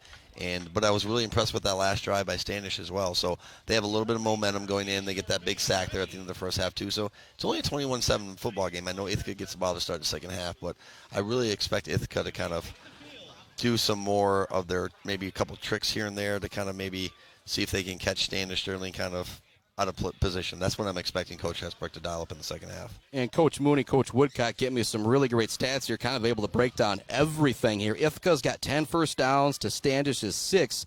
Standish has 21 carries for only 54 yards. Ithaca not going so well as well with 14 and 33. But the one big stat that I'm looking at is time of possession.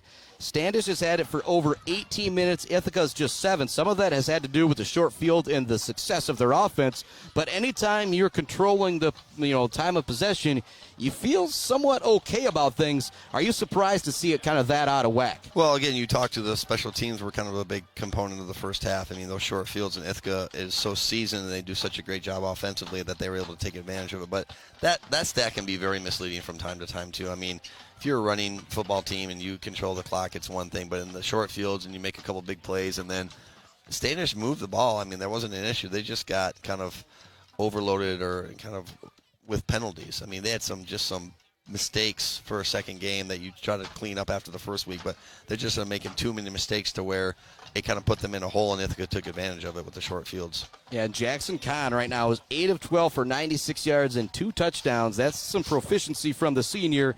And Nathan Mikesel has 4 rushes for 37 yards and 3 catches for 60 yards. So he's already at 97 total yards and 2 touchdowns, 2 touchdown tosses for Jackson Conn. What's going to be the key for the game for Ithaca to stay ahead here in the second half? I think a sustained drive in the third quarter to come out, get some points, whether it's a field goal or a touchdown, or if you are able to pin them deep after taking 6 or 7 minutes off the clock, now you put the pressure on Standish's offense. They showed what they could do there on that last possession, but if you're Ithaca, you feel pretty good right now. Get the ball back, do what you did early on, run behind your all-state linemen, run behind your guys who have been in the program a long time, those weightlifter guys, those guys who love this game, and that's kind of where you win the football anyway, in the trenches. I mean, that's where you have to come out and kind of impose your will and kind of get grumpy as a play caller sometimes and put the pressure on their linebackers and their defensive line, and then you hit a big one on 3rd and long or 2nd and long to when they're not expecting it. Yep, and we're going to set it off to This Week in MHSA Sports with John Ross and the Gates Drilling and Service halftime show. We come back, we'll talk a little bit more about what we think Ithaca needs to do to win this game in the second half. Maybe have a JV score or 2. It is the Mid-Michigan Sports Network from the Barbary Law Studios, built by Conwinski Construction, designed by ENS Graphics, if I just want to keep rolling there. But we're going to send it off to This Week in MHSA Sports with John Ross. We'll be back with the second half and a little bit more of our Gates Drilling and Service halftime report right after this on the Mid-Michigan Sports Network. The celebration of school sports continues, and the football playoffs hit the golden anniversary. I'm John Ross, and this is This Week in High School Sports, powered by Michigan Student Aid. Last week, we let you know that this is the MHSAA's 100th year, and how you can follow along as we celebrate school sports. One of those ways is social media posts highlighting MHSAA records, such as on September 2nd, 2010, Luke Wilcox of Portland St. Patrick returned an interception against Bath 100 yards for a touchdown. That's tied for the longest in MHSAA history. But this is also the 50th anniversary of the MHSAA football playoffs. The very first MHSAA football champions were crowned in 1975. It was Livonia Franklin in Class A, Dearborn Divine Child in Class B, Ishpeming in Class C, and Crystal Falls Forest Park in Class D. The Class A and D finals were played at Waldo Stadium in Kalamazoo, with Class B and C finals at Perry Short Stadium in Mount Pleasant. And only 4 teams in each class qualified for that postseason. In 1976, the finals moved to the Pontiac Silverdome, and they were played there until 2004. In 1977, the number of qualifiers doubled to 8, and then grew to 16 for each class in 1985. In 1990, the number of classes doubled from 4 to 8. And the final expansion for 11-player football came in 1999, when the number of qualifiers per class grew to 32. We'll have more on the 50th anniversary of the football playoffs later in the show. It's time for Game Balls, when we highlight a trio of standout performances from the past week. Utica Eisenhower senior Bryce Hurley, he scored 3 rushing touchdowns, 1 receiving touchdown, and returned a kickoff for a touchdown in a 33-16 win over Oxford. Woodhaven's Preston Scheffler, the freshman making his first start at quarterback, tossed 3 touchdown passes and a 20-0 win over Wyandotte Roosevelt. And Rockford's Cade Friesen and Logan Haglin, they each returned an interception for a score in a 30-23 win over Cass Tech. For high school seniors, the matchup of the year isn't on the court. It's actually online. That's right. When you fill out the FAFSA, the free application for federal student aid, you could also be eligible for thousands of dollars in additional money from the Michigan Achievement Scholarship. Now that's a matchup we can all root for. Get started today at michigan.gov/achievement. The Michigan Achievement Scholarship. It's a game changer.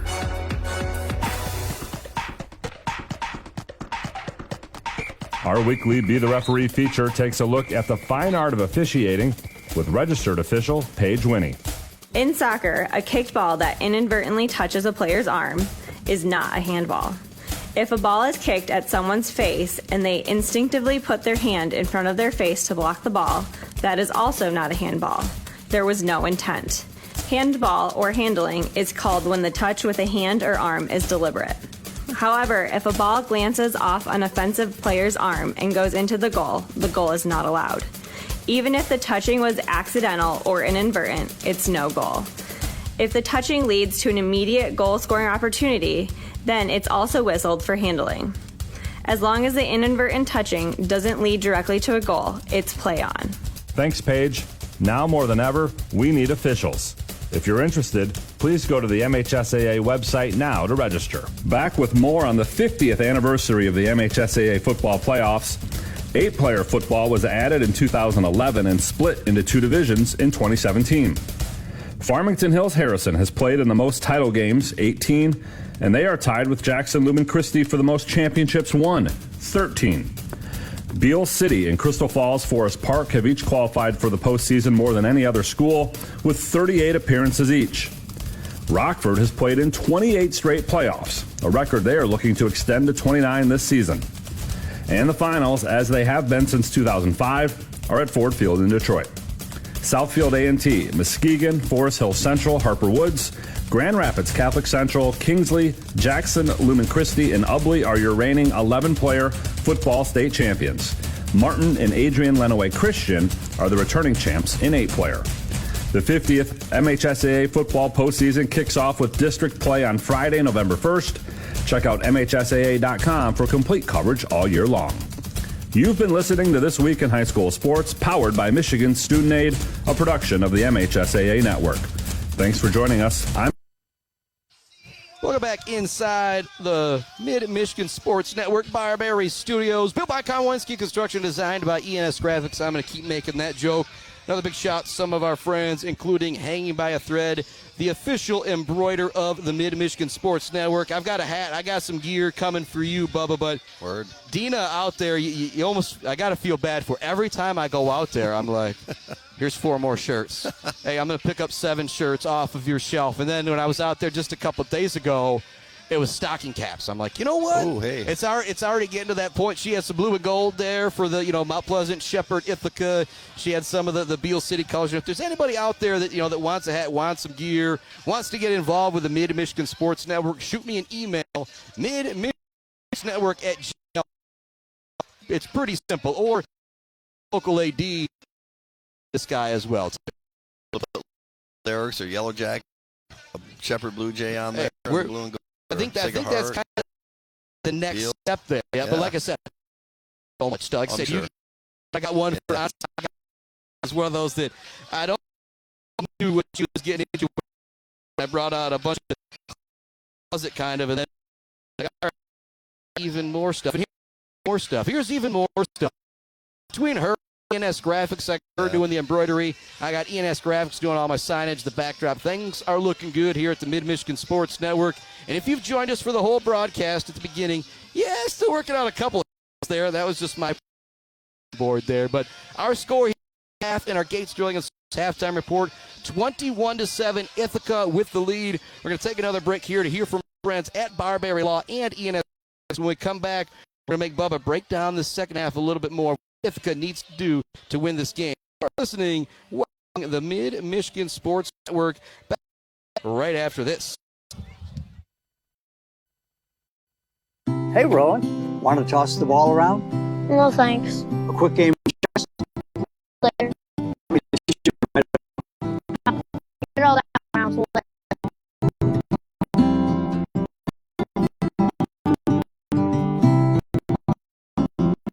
That's right. So busy, time has just flown by. There is one thing, though. You got any cookies? Thought you'd never ask.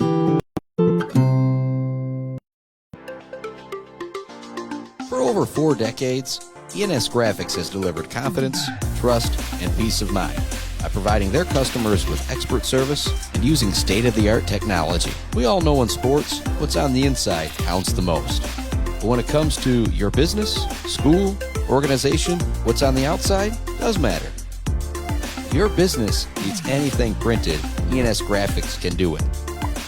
If you want your business, school, club, organization, or team to look good, ENS Graphics will make you look good. ENS Graphics, a proud supporter of the Mid-Michigan community and their local athletes. Visit ensgraphics.com, visit them in Ithaca, or call 989-875-2828. ENS Graphics, printing all things physical.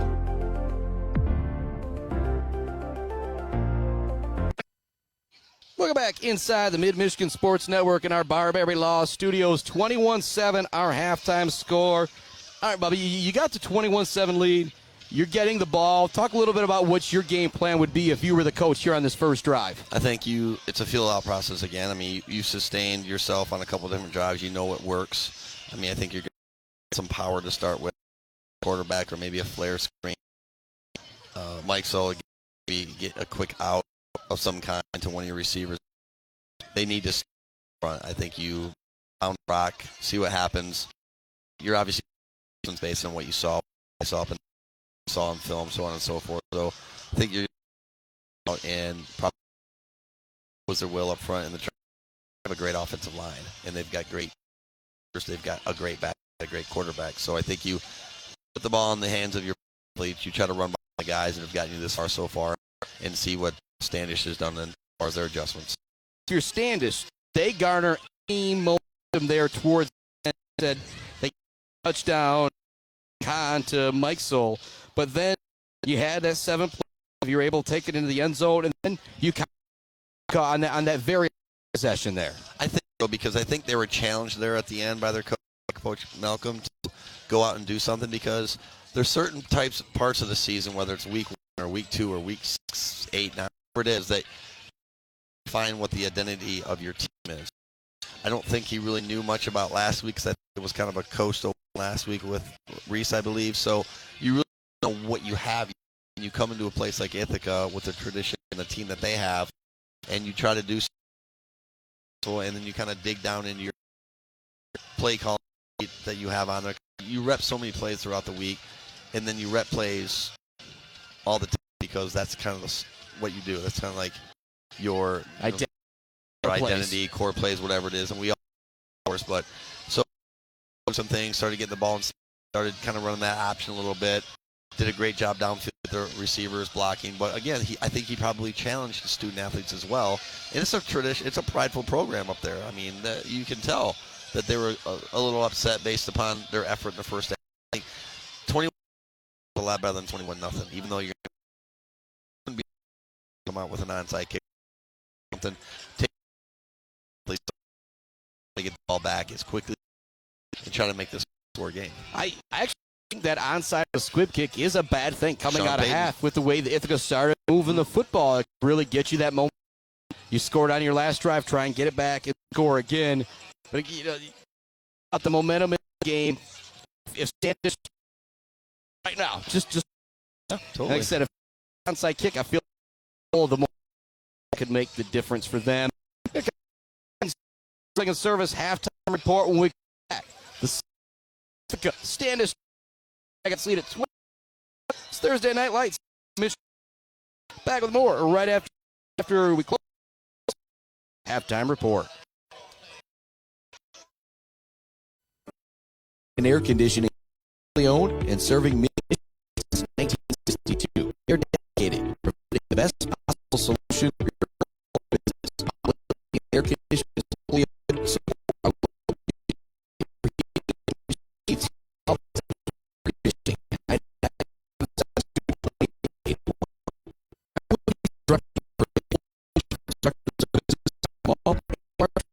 and with the community support student athletes will be leading the community and go Parkway. Let's get a Sterling Service halftime show. Thanks so much for tuning in to the Gates Drilling and Service halftime report. Got about a minute left on that halftime clock as Ithaca lines up to receive the kick. Standish is kind of getting ready to kick things up. I'm going to go back to what you pointed out. Not be surprised here to try, football out of those hands of Ithaca. And kind of say that pleasantly surprised at halftime. I didn't expect to look to see Conn 8 of 12, that efficiency. Like I said, it was really, but I think it's what the senior quarterback, I'll compare it to Logan Barodachuk, just are kind of used to it. Whether you look down, 8 of 12 is really good. It's very good, especially you may not see 12 because a lot of football. I mean, I guess the thing changed over the years. I mean, if you watch us this year, we're going to be a little bit more spread oriented as well. But that's the high school football too. Is what you got and work with these guys all.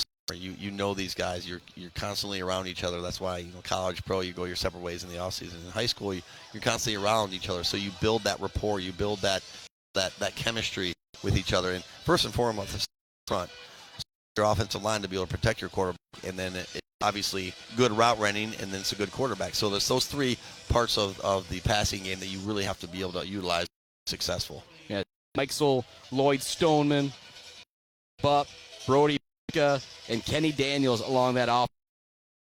Mikesel, Stoneman, got a sophomore and Bupp. Kenny Daniels, good job up front for the Yellow Jackets in the first half. Kick is going to be fielded at the 10-yard line by Riley White. It's a move or so at the 20-yard line. He's going to be brought down right at the 30. Field position. I feel like more than football, this clock on this drive of Yellow Jackets. Absolutely. See what you do up front this first play, whether they stretch something out or try to pound something in the middle. So Mikesel had a great first half. He's at 97 total yards. Again, big shot to Coach Mooney, Coach Woodcock for getting me those stats. It's Ithaca football here on the Mid-Michigan Sports Network. Tomorrow night, be back at the Alma Mater as the Shepherd Blue Jays take on Millington. Big win last week for the Blue Jays, besting Alma. Got 4 wide receivers, 3 to the right, 1 to the left with Jackson Conn. He's looking that way. Now they throw it over out to Mikesel. He's wide open on the wheel route again, but a great tackle out there in the open field. But I tell you, number 40, 4-0 up to you. They covered that. It was the same play they ran earlier. Did you flare him out? They have one-on-one on the left side. They have a trying to cover him. Was able to trip him up. Yeah, and if he was that tackle, Mikesell's gone into the end. So it was a nice block down the field from Gibson Rondy, who was on that far side. Yeah, they're coached very, very well. Receivers.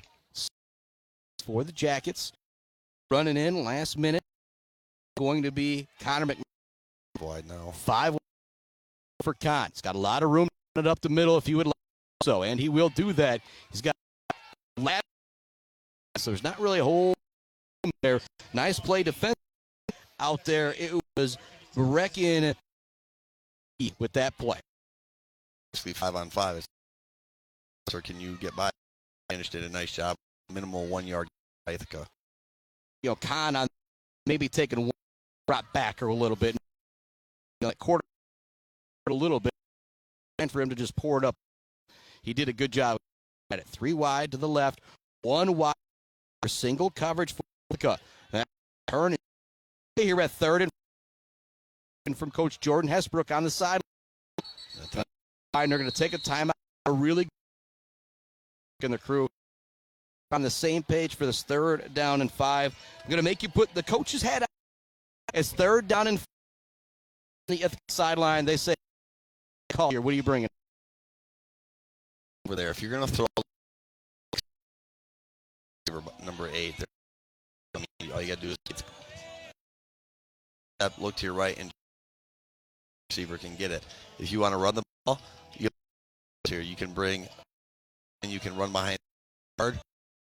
Your luck and try to run out somewhere. As athletic as Conn is, there's a lot of different things that they probably practice in this situation. Do you keep the ball in your best athlete's hands? Do you try to get the ball to one of your receivers? There's a lot of things you can do. Personally, what I would do, based on what they were on their coverage there, I would throw a quick slant. Yeah, you're looking for the slant, and that's Guild, who's got that big frame that was lined up all alone to the right. He's going to stay lined up wide outside the hash, outside the numbers even, and covering him one-on-one is going to be Brody Sullivan. So they've got their best athlete over there from what we've seen from Standish. Shotgun look again for Jackson Conn. Motion, empty to his right. He's going to have to it out there, going up and making the touch on the line is going to be. It's an out route. That's a little high. Great job by Guild to be able to be an athlete and go up and get that ball. It's a great play call. And Conn rest making the throw as well. Down that might have been plays of the game. The 24 Standish having a chance to get a series of downs in the second half. Conn back in the shot. 3 wide. He's going to hand this one. Going to pour it up the middle as much. Going to maybe pick up 3 or so. He's at about 100 yards in this game. There's still 10 minutes left to go. 3rd quarter. Is about that Zaid ball game. Meixel and kind of I'm thinking. Totally, and I love the fact that you're named that after that young. That's really somebody that got to meet him and see it. You love, let's call those football games, so to be able to. And hey, that's what this is really about, kids and everything like that. So able to do that, and I do a song queued up soundboard that able to hear in the post. I made the Jen says, can you imagine road this? It is a song that it's a song is what they call it. So it'll make you smile. But I can't imagine in 10 years. I think I'm going to have the kids kind of coming up here singing it in the post game. Get that Zaid batch of the game. They reset things back. It's 9:47 left in our 3rd. They lead at 21. Conn's going to pour this one. Lead block out there for Mike. Mike Slois is able to pick up down yards. See, a lot of it's good. Since Coach Ahern was unbalanced for them. They have a guard, 2 tackles, and then they have a guard and they have a tight end on the other side, or a tackle on the guard, or a tackle on the tight end. What you do, and they run behind that tight end, that one interior lineman quite a bit. It's something to see. Obviously, Standish is playing over. They're playing an unbalanced look. They're playing an overlook, so they see something Ithaca does. Give their play call to see something. And that's a really, really play though. And we've seen drive Ithaca changing the play. Didn't see that a whole. Start to see it here. Going to look to run another. Conn's going to get inside the 40-yard, 35 spins away before he's just a great job at the right. Down, backside, kicked out, and then he run back through the play. Initial really strong level. You want to outman of attack. Successful teams do. The right side of the line, it goes out to Mike. So he uses that speed down to the might be first once again, and they chains this drive at their own 6-4 first downs. So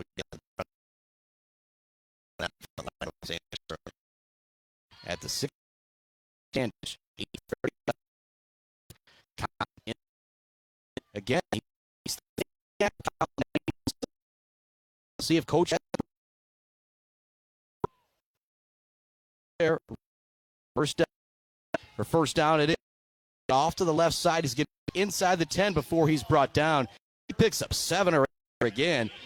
You talked about imposing right now on this ball team about too much time with the ball. You want much time off, and they've already taken minutes of this clock so far. So they're doing what they probably talked about for time. Conn, he's trying to find that edge. It's not there. Close to first edge before a nice a little bit play, a little longer up front defense on that one. And the Yellow Jackets. The third down and 1. Good.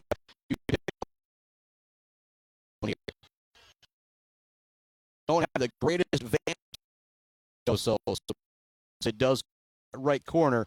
Adam Gursky doing a fantastic job on the camera, but the way, not really what you can do. But this one, he's got first down yardage. He will not go down number 5 this drive. Bubba,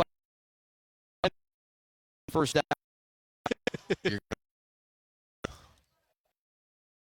I'm most impressed about Mike. It's not him running. He's up in there. He gets shoulder in there. He got a great job.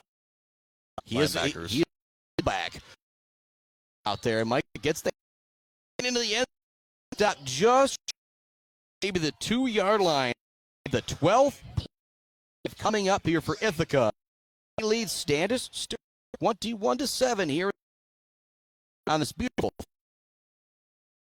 Conn back. I don't know if we got it. At this moment, we're waiting for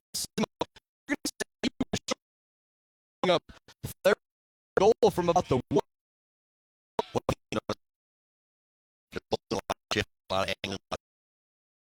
I think that was a slant. Standish, the left tackle, great, and make it. Yeah, when you're one of those offensive linemen, you just someone's going to match you for change things. For 1 on the third. Talk about that. The locker room. That right there. Now you got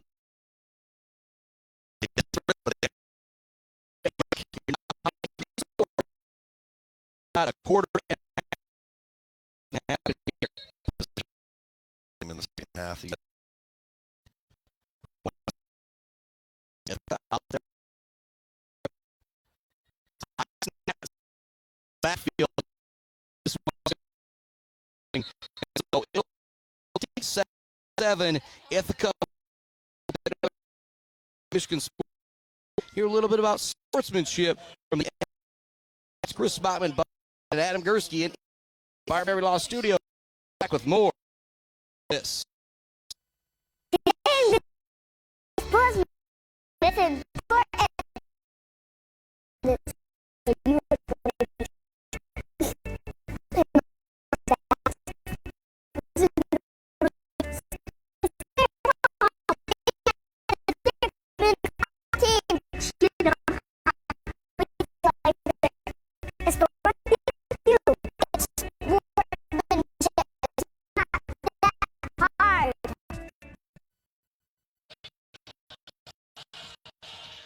Welcome back inside Sports Network, built by Conn with Construction.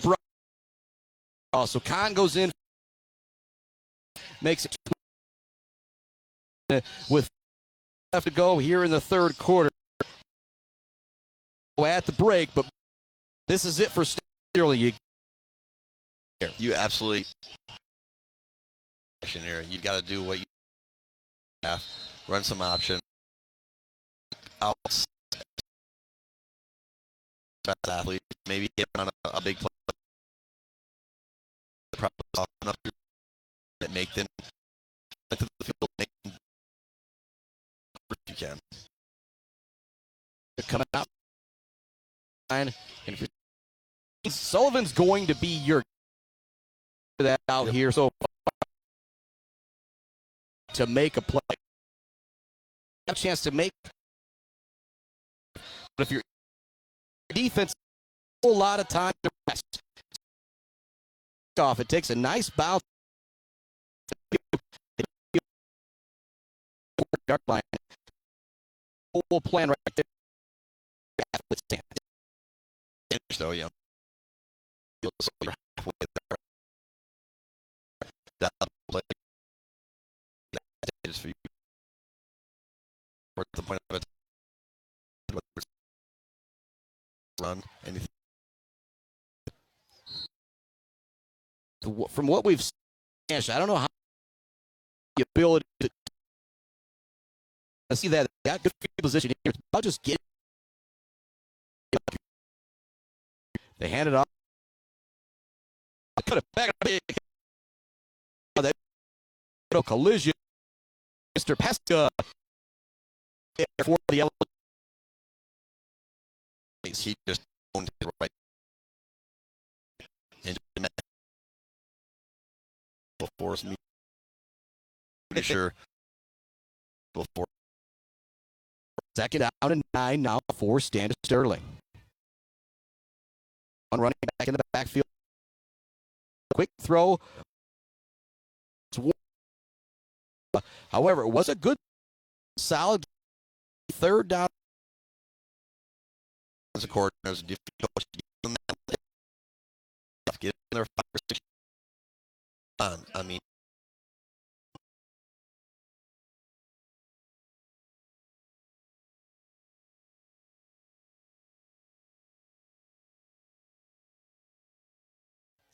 getting their athletes in space. Shotgun takes a snap now. Roll. It's going to be brought down in the backfield. Late. I don't think this is one of those points that it could be. Because he was wrong. School, but pretty much there was the base Daniels, who another in. Looks like for Ithaca. Yeah, over at Payne County, half is probably late in the third quarter. Saginaw United about half as we host. Now you 3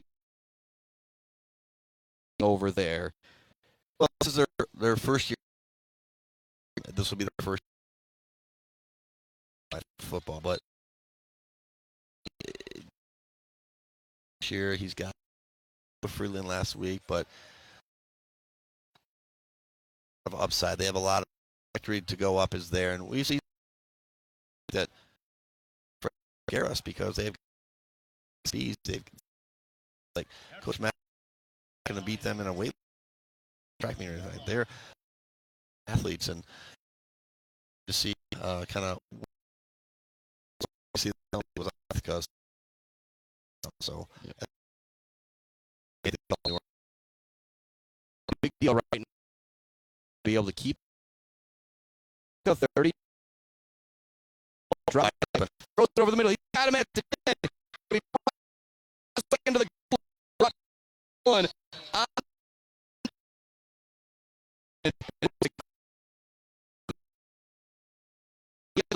back, step up in motion.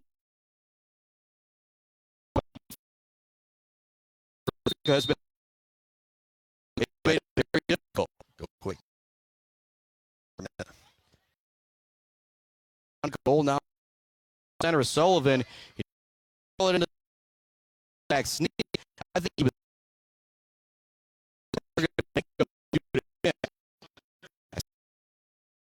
Tyler Carter up with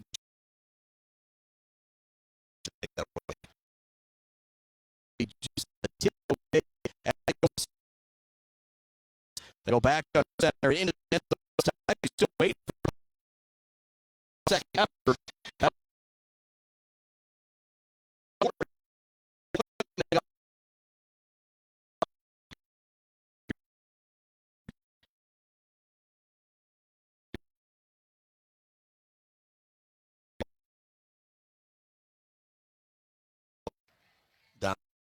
minutes and 8 seconds. Now, but Ithaca had what? Almost that they needed to do. They got bailed out, big play, and now it's a 13-point game. So that extra point could come back in the long term to really make a difference. Standish Sterling coming down and getting here on Mid-Michigan. Now can answer back to Standish Sterling. Right after this, Michigan.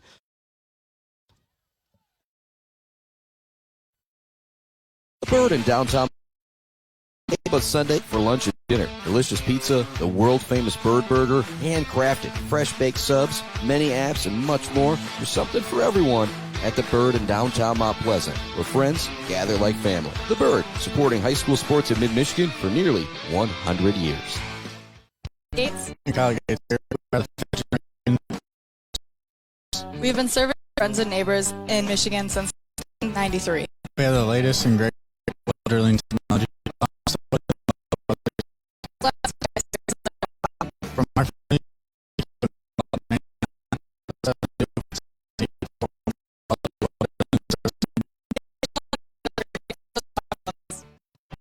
Bill's Custom Fab can handle any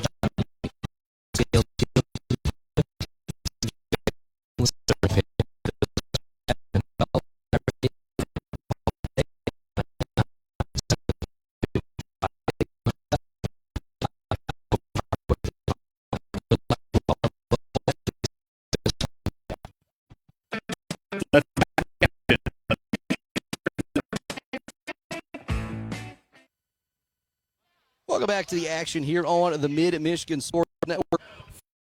Left to go, and our score is 24 with the lead of the Yellow Jackets in our third quarter.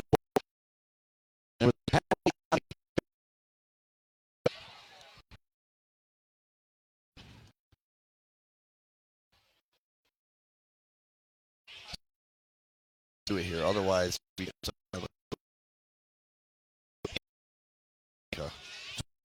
14 the score. Third quarter. Sideline now. They were really down in the over there. Coming up right here. Able to go down. Feel like they're going to be in here 2-0. They're going to feel they have 27 this game is a little the same. See what kind of cover play, but with what take more time off that clock. 2 left. Third. Jackets go 3 wide. One split out wide to the left for Jack. It's going to be hit hard. A whole lot of tough. A lot of grit. You and I continue to talk about Mount Pleasant. Refer so much with him. Talk so much. Always talks about that running back. No,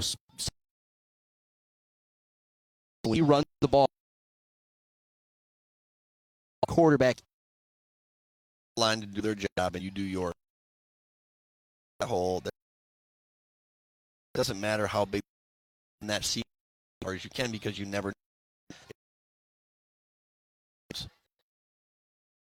look for Conn second. Going to get. He's going to be really hard mark. We'll see if this drop 27-yard line. It'll be a first Ithaca, so 2 plays and another first down. It was 13 5 first downs, 70 yards, 6 minutes off the clock on their last drive. And they're going to be in. And Aiden Smith has come in, and he's playing both sides of the ball. Find him there, and he only a sophomore. We've been calling a whole bunch out. 45 left. senior Conn. Look, great job by Standish. Right up. Coming and making this years. Flashy. Like staying behind and making that work. And that was only 2 or 3 yards, but that was an amazing play. That was a well Ithaca up front. 2nd and 8, just over 2 minutes here for Ithaca. This is one of those big play here. 2nd down, 39. Conn. Lone wide left with single coverage. Smith. Go that way. It's going to be complete. Forward pass. And I don't stand. Not coming too far up.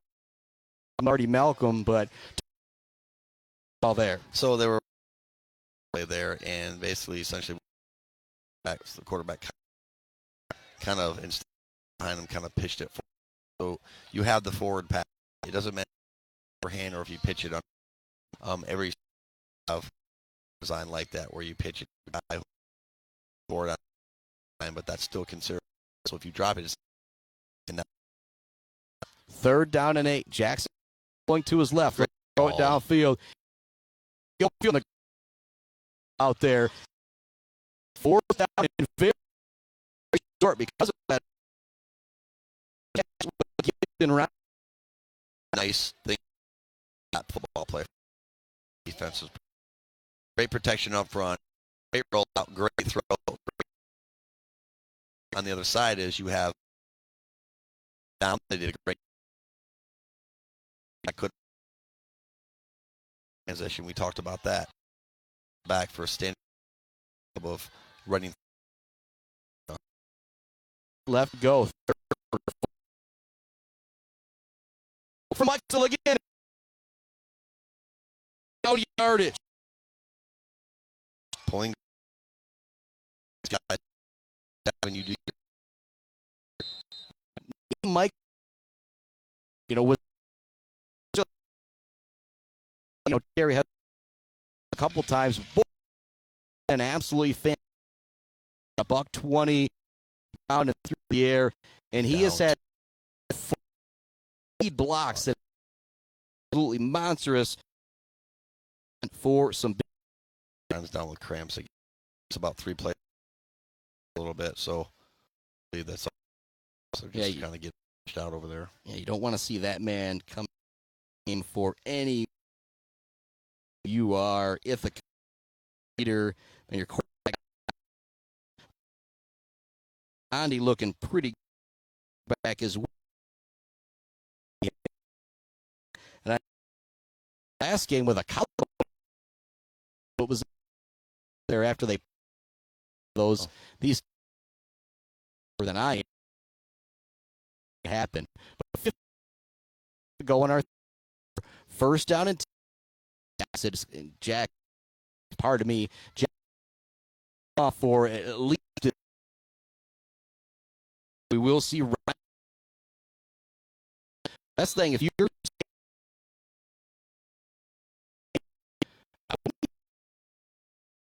go to rising.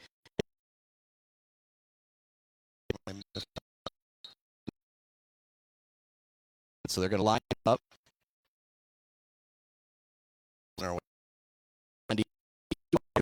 of them line. Oh, 2 of them line outside numbers. Instructions barked out by Ronnie. Running room up the middle. That's a great play. Make him off to one of your. Don't make him.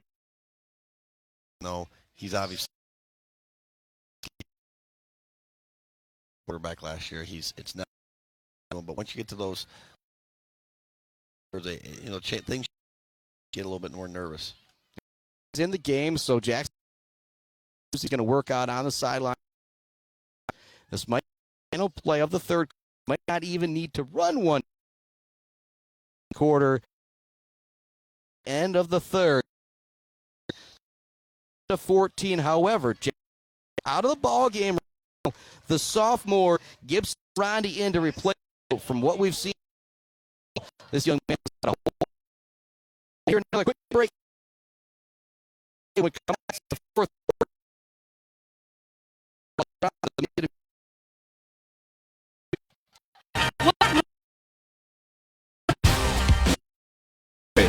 Where does greatness start?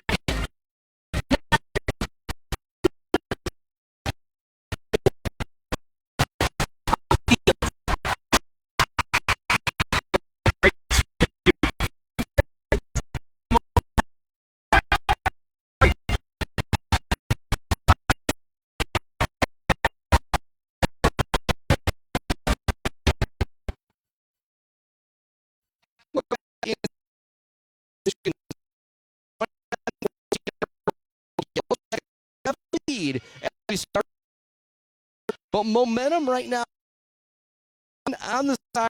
Standish Sterling 40. It's real close. Game with some cramps. Gibson Rondi into replace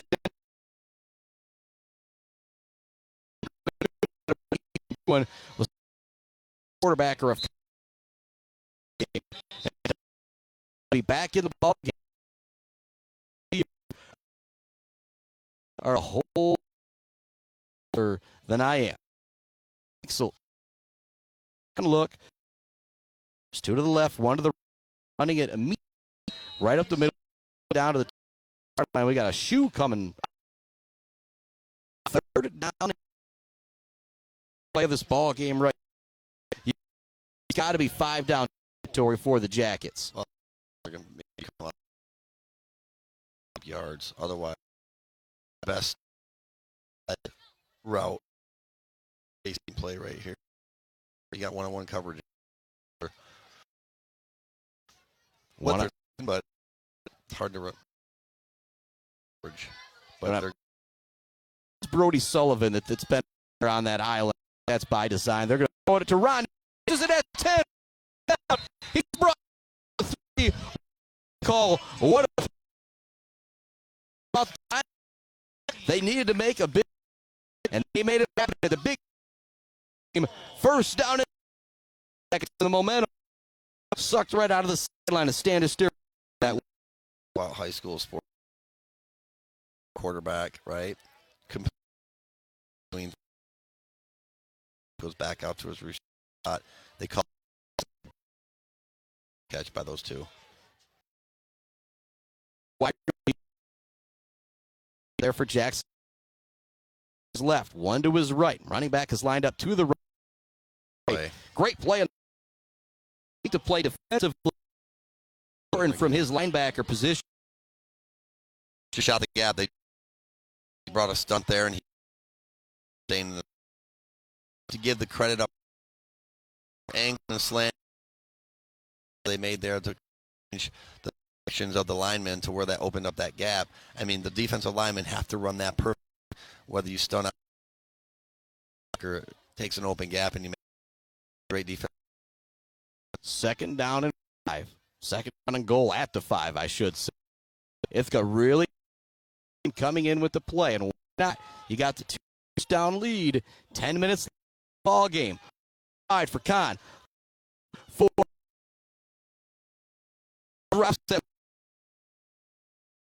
And if he did go one, he's going to beat Lumber. Sawmill.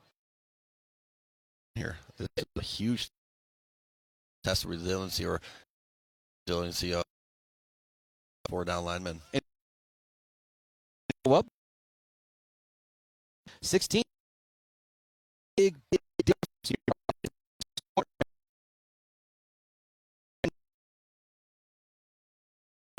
Would be a big deal.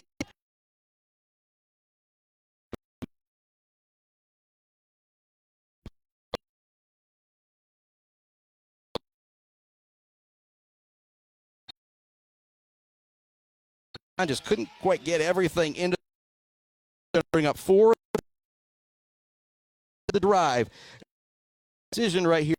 your Westbrook to your. So Ithaca ran that formation.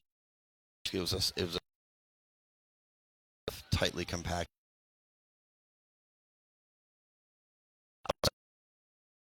Ran a flood pass. They ran. It's a play where they put their fullback.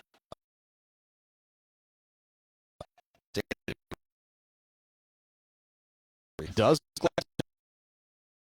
it's gonna be a time. Didn't like everything they saw. I've got that. He had the string All-American. Talk about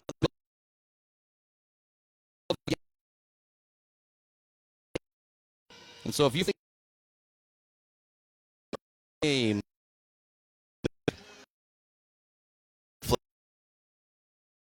I mean, I think we all under Mike Solar Conn at this point. I mean, they both done a great job. I mean, you could also, I mean, there's a line that play both all that you could talk about too, because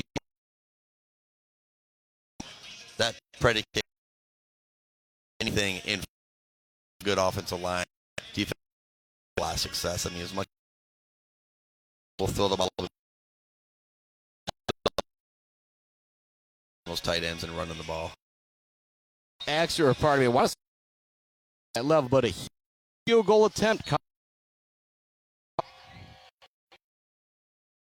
A decent is good.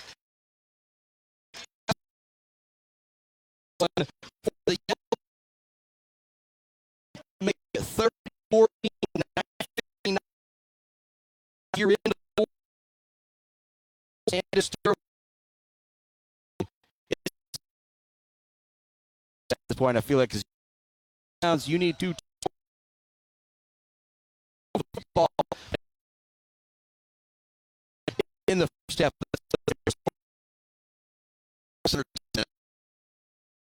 Scores a quick here, right? You bait anywhere from 3.5 to 4.5. Hopefully, you can get it on, get it back. But you want to score as quick, so have a chance. So kind of right there. Any 2 points, 2 touchdowns, 2 points.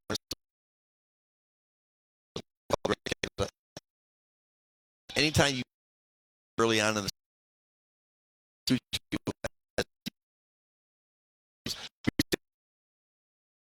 kicks that against the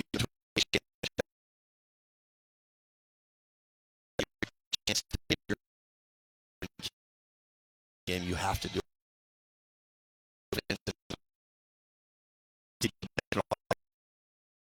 Don't have great call by Coach.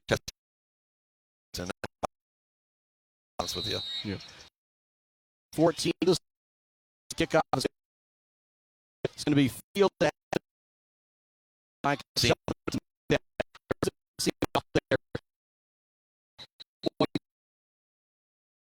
wasn't nice.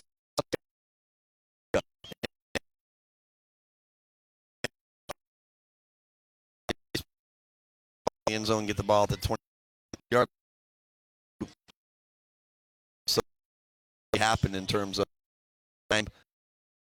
So now it's a short field now.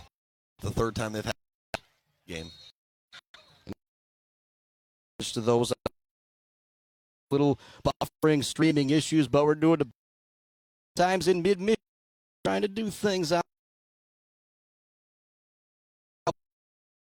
with us, and hopefully you can still hear us. Issues out there. I believe this is essential. Rolling here, 2 hiccups, but for better, bigger things.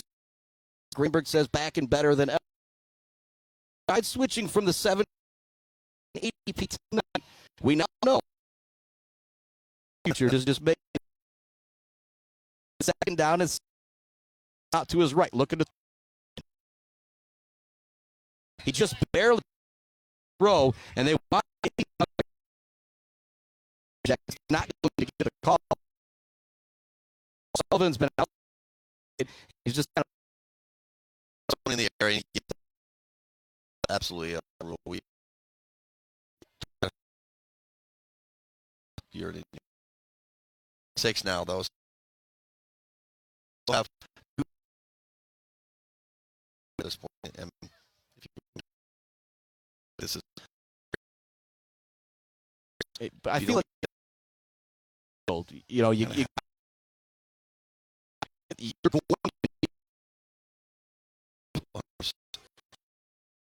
an option play to decide what now. Number 4 again. Yeah, doing a great job. I'm assuming brother, maybe twins, maybe that linebacker, one at running back, and here comes right here, 3, a 47-yard line for Standish Sterling. Go for it. They got to get. Yep, try to get a jump here. He's going to take the snap. Going to throw. He caught. Standish Sterling.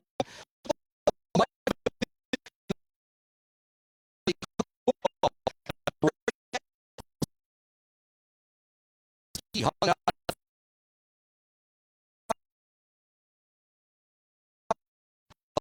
Here's Standish Sterling. Great.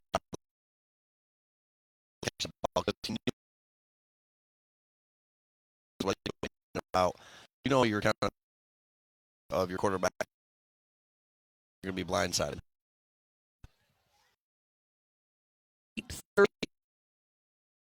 Fourth quarter for the Jack. Rolling out to his flat, but he tried. That's where quarterback coach get the last one and really to get some.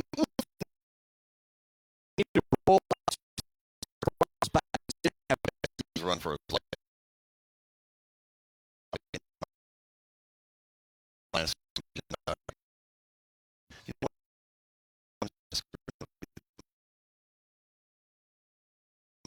Screen where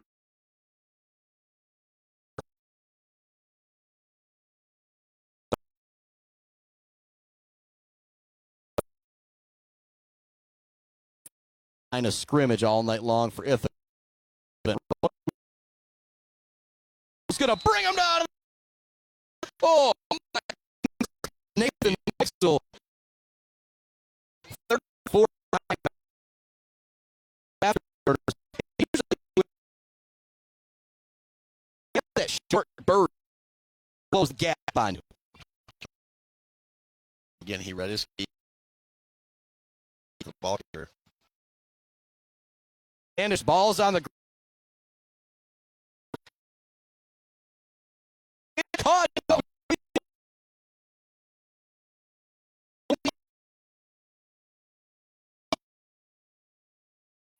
A play right there from Sullivan at court. One of those, what do you do for a big game? Just broken. Broken.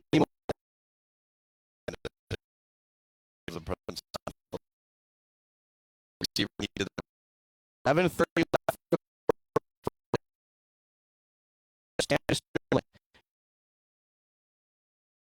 Yellow Jackets, no carrier to go that time. It's going to bring him second.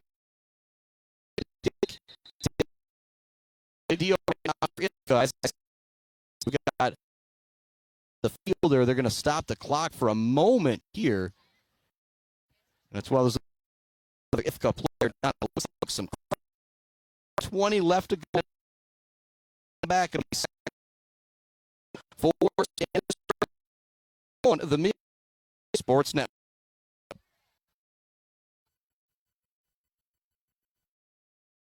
And Wademan service and installation on everything.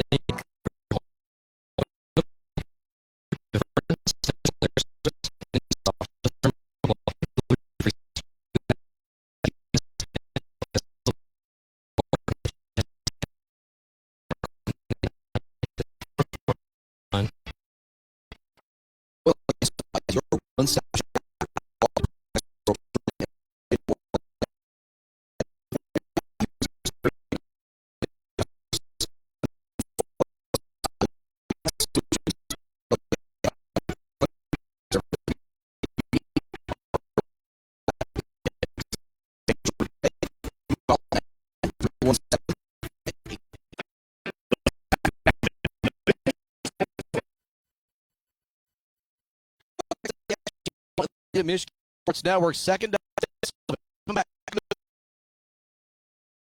Right to throw it away. Away. It's look for that intentional rounding. But give Sullivan.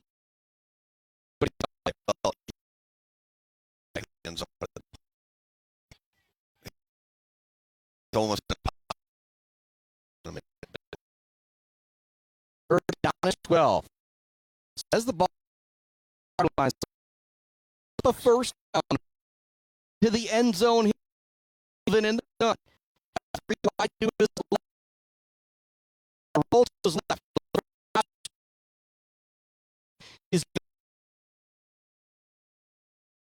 I do feel like a little bit longer out there. What do you think? I think so. I mean, he made a pitch, but put his left foot in the kind of cut. He might have gotten in the end. We got half of it. Over half of it. Now you need 4 on this. Standish Sterling every page. But in that, you can try it, right? Always going to have 2 or 3 in the back of your mind. So in the situation, they felt was their best. Pretty well. Getting outside. Now you can still get a first. Question is now, do you want to roll out again? Do you want to run up inside? Because Ithaca's has been doing so well tonight. Something here, whether big jet sweep and keep a expected out pass here. Yeah, Sullivan has been. I feel like that's the one Standish has made offensively in half. Sullivan every time, and it is giving more time. Throw on the run hasn't, for the most part, here in the second half, get offensive life. Like the ball, so he's a right-handed quarterback. He's on the right, so maybe he's more space here. Maybe look for a shout out to our friends and the Bird. Joe coming up live right now for Sullivan. They're going to look to run it on the edge of Sullivan. He's in for the touchdown.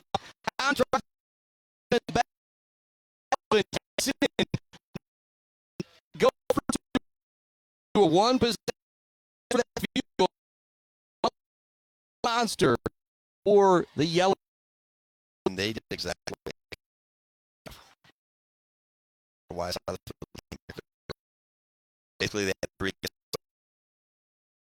got off on a fake play. Play right 2-point conversion. Still 2 for to go. And you know it has all the positive momentum. Does to stop it, we get this. So I think maybe onside would be you don't get thrown over the middle. 2. So that's going to make 30 to 22. First half it was 21 to 0. Progress matters so much. Most teams get down to 20. And that's a powerhouse. You give the coaching. They've done some. They did some. Felt like they could take advantage of adjustments and yeah, credit. And now we'll coming back here. I mean, you can't panic. Score and then have to. So they're still to get. Just get us what you can get here and put the pressure on to kind of maybe do allow Ithaca to 30 to 22 is our score. 34 left. our ball game. Has put together a counts here, and they're going to feel coming out of here with 22 as our 2-0. You go back, this is the fourth. It was 27 2 years ago, 31 Standish. Last Standish 36. This is not one of those over and over again year after year. It's a small chance. 30. Getting the ball with the lead. Some run room. Returner. And I'm not sure what. But usually they have football teams in terms of what they can do. Seeing these early season.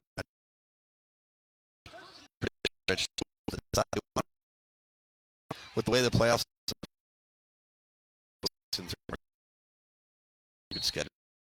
Like with us this year, I mean, we have such a tough schedule. Who knows what'll happen, but we're gonna get that first one tomorrow night. 2 our scores. The fourth quarter, Ithaca with a chance to in the gun. He's going to all the way. It's going to be brought down after. And if you're Ithaca, way really easy. Give some credit to that up there. Lloyd's, Broden, Pesca, Daniels, and also job kind of is up in particular. And for Conn, that they can. So once again on after a solid game, he's third down for the Yellow Jackets. Shout out to more. Talk about the Bills' custom fat shoulder baller. The timber of the game. Supply assistance. As we shout out all sponsors in that show. 5 fourth quarter. Week 2, Thursday, the Mid and Michigan Sports Network. Wide receiver for away again. Gets away. Got the first. If you're Ithaca, that's one there. Not 5 minutes. Take another 25.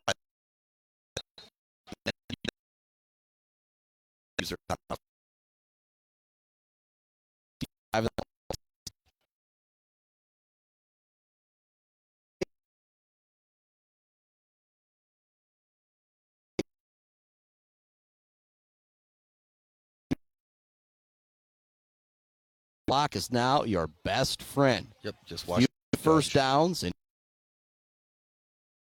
a victory over a really good Standish Sterling. Gunlow also is going to pour what you needed. First down.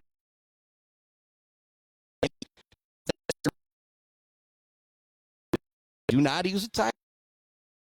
Have to go. With the lead, they were ahead to second quarter.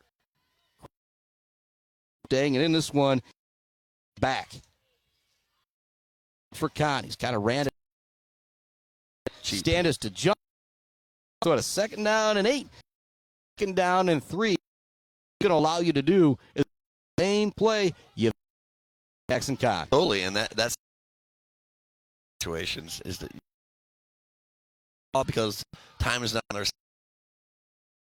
They're going to be jumpy. They're going to be. Sometimes that's actually the clock keeps runs going. again. Yep. It's the defense because you're double dipping it. Look for the Yellow.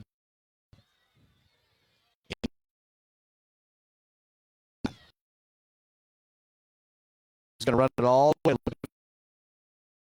Down yard. He's going to be. That's the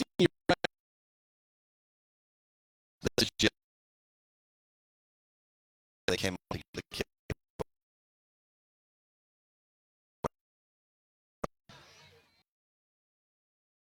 You quarterback to your running back. They do 5 yards. That's all. You don't have to win pretty. If it doesn't, still 4 par still on first to Mikesel. He's looking for that. Nice. Sullivan on the far side. But he almost continues.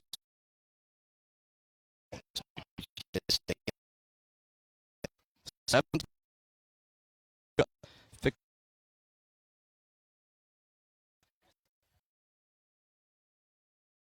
5 is over for the Standish. They're going to be selling out the block, clearing down the block. He's the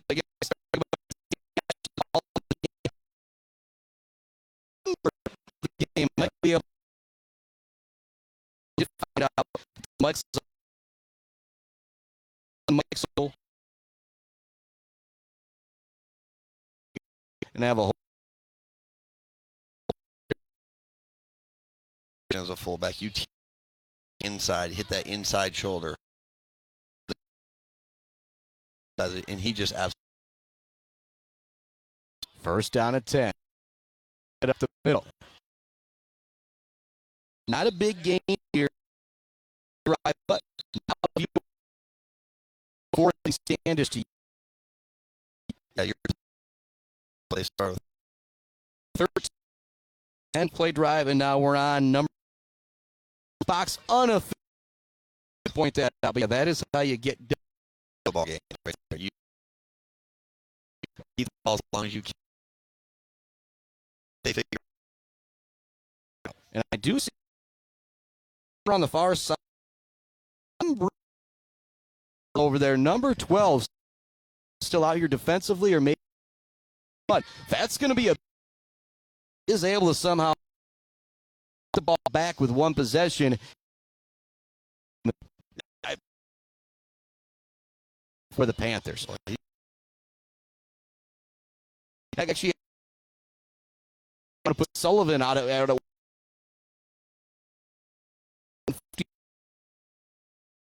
Blue Jackets have it. 20-yard line. 22. And so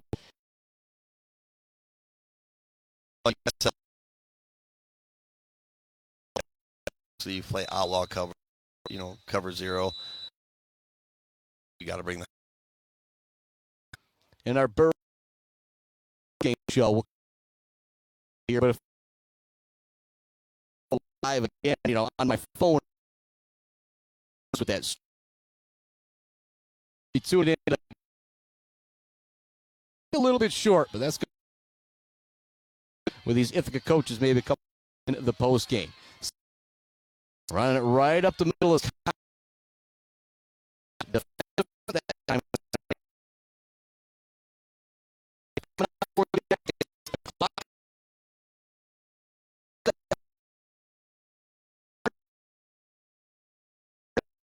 Back left in the fourth quarter.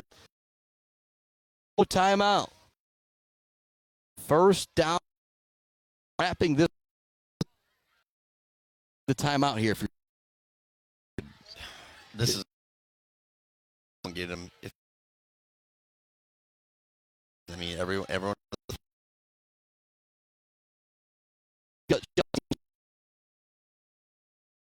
Side nowhere for.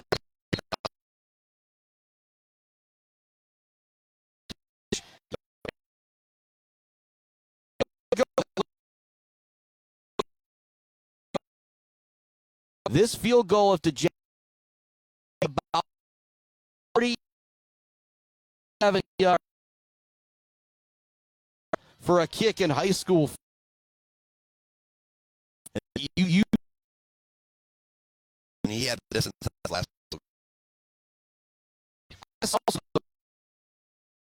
So what do you feel more? Picking up 7, 8. So worst case, we'll say you only get 5 yards. And if you miss the kick, they get they're at. So it's kind of a crapshoot. What do you do to your best player? Route again. You run Michelson in the flat. I mean, I have my philosophy. This is something where, or 2 plays that you haven't run yet tonight, or you've run really, really well. But 105 quarter. Bubba McClain at Barberry lawsuit. It's a bold, impressive. If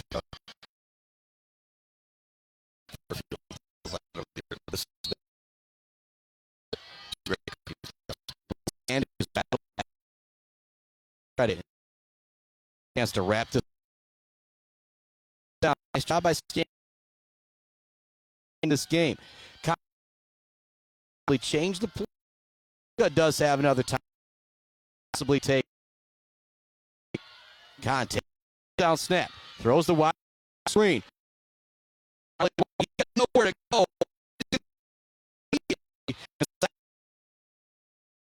Giving the ball back to with 7 left in our ball game. At a 2-point conversion. Are 6 yards away. So one thing I know, screen, the defensive Standish came up so they could pump a little straight in here. But absolutely. Sterling, let's look for. Do have Sullivan said some offensively, and no, he's not at quarterback. He's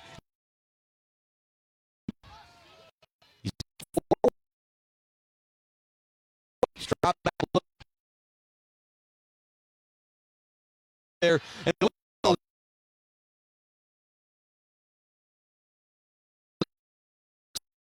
offensive pass.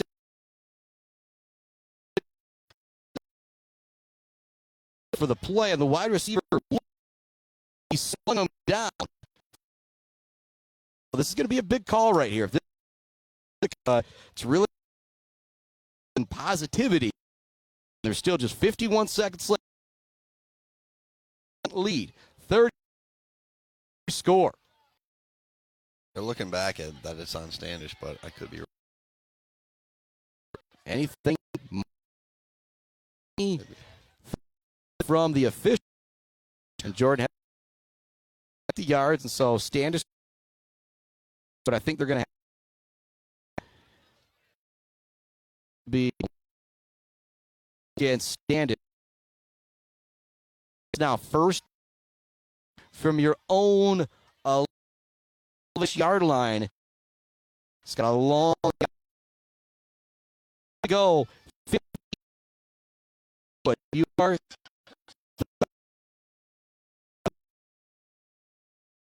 timeout. Let him pick up a first, and it's going to be tough to have downfield. Also, the back quarterback. He jumps down in his up another made by, and so midfield this one, and too many guys. Standish again. Run off. Time left. Job getting together, make sure they get this. Sponsors like hang about doozies along with Schaefer's left. See this here. The coaches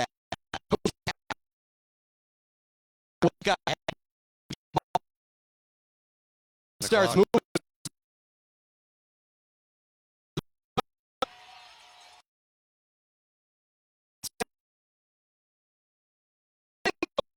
Well, as it helps, Dan. You can try to get the ball on the sideline.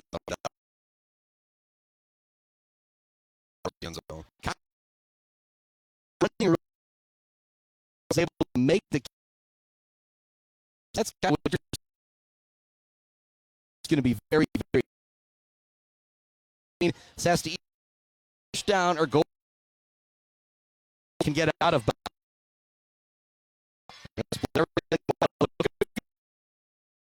Now as well. Man in motion.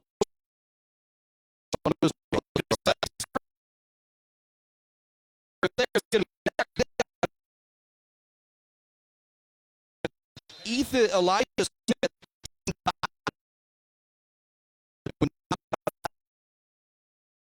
Again. Again.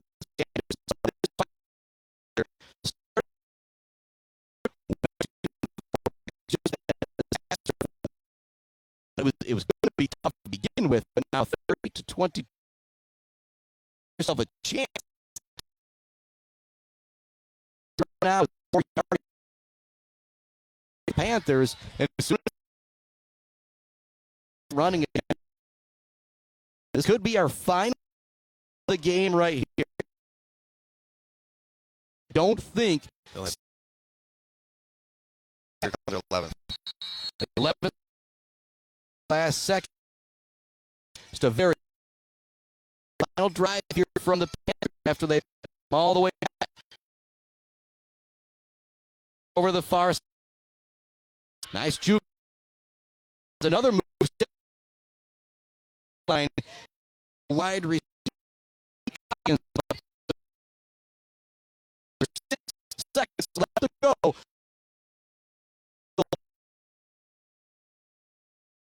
Good job.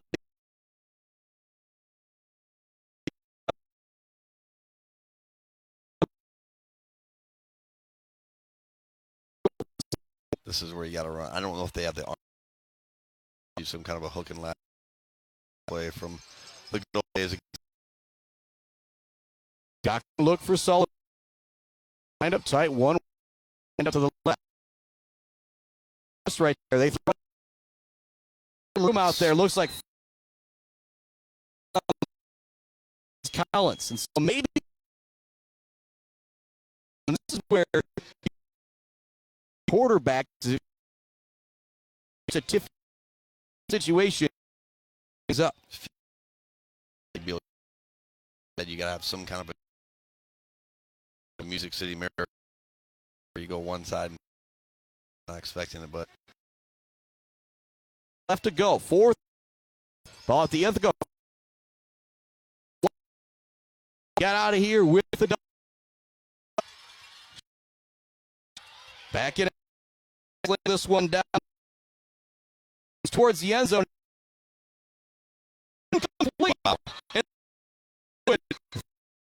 To our final, a bit more dramatic. The Yellow Jackets, the flag on the field. See what's going on the had the middle game continue as Standish and 22 in the win. They move to 2-0 on the season. Standish Sterling 1-1 on the season, and we're this with your the post game show Thursday night on the All-American.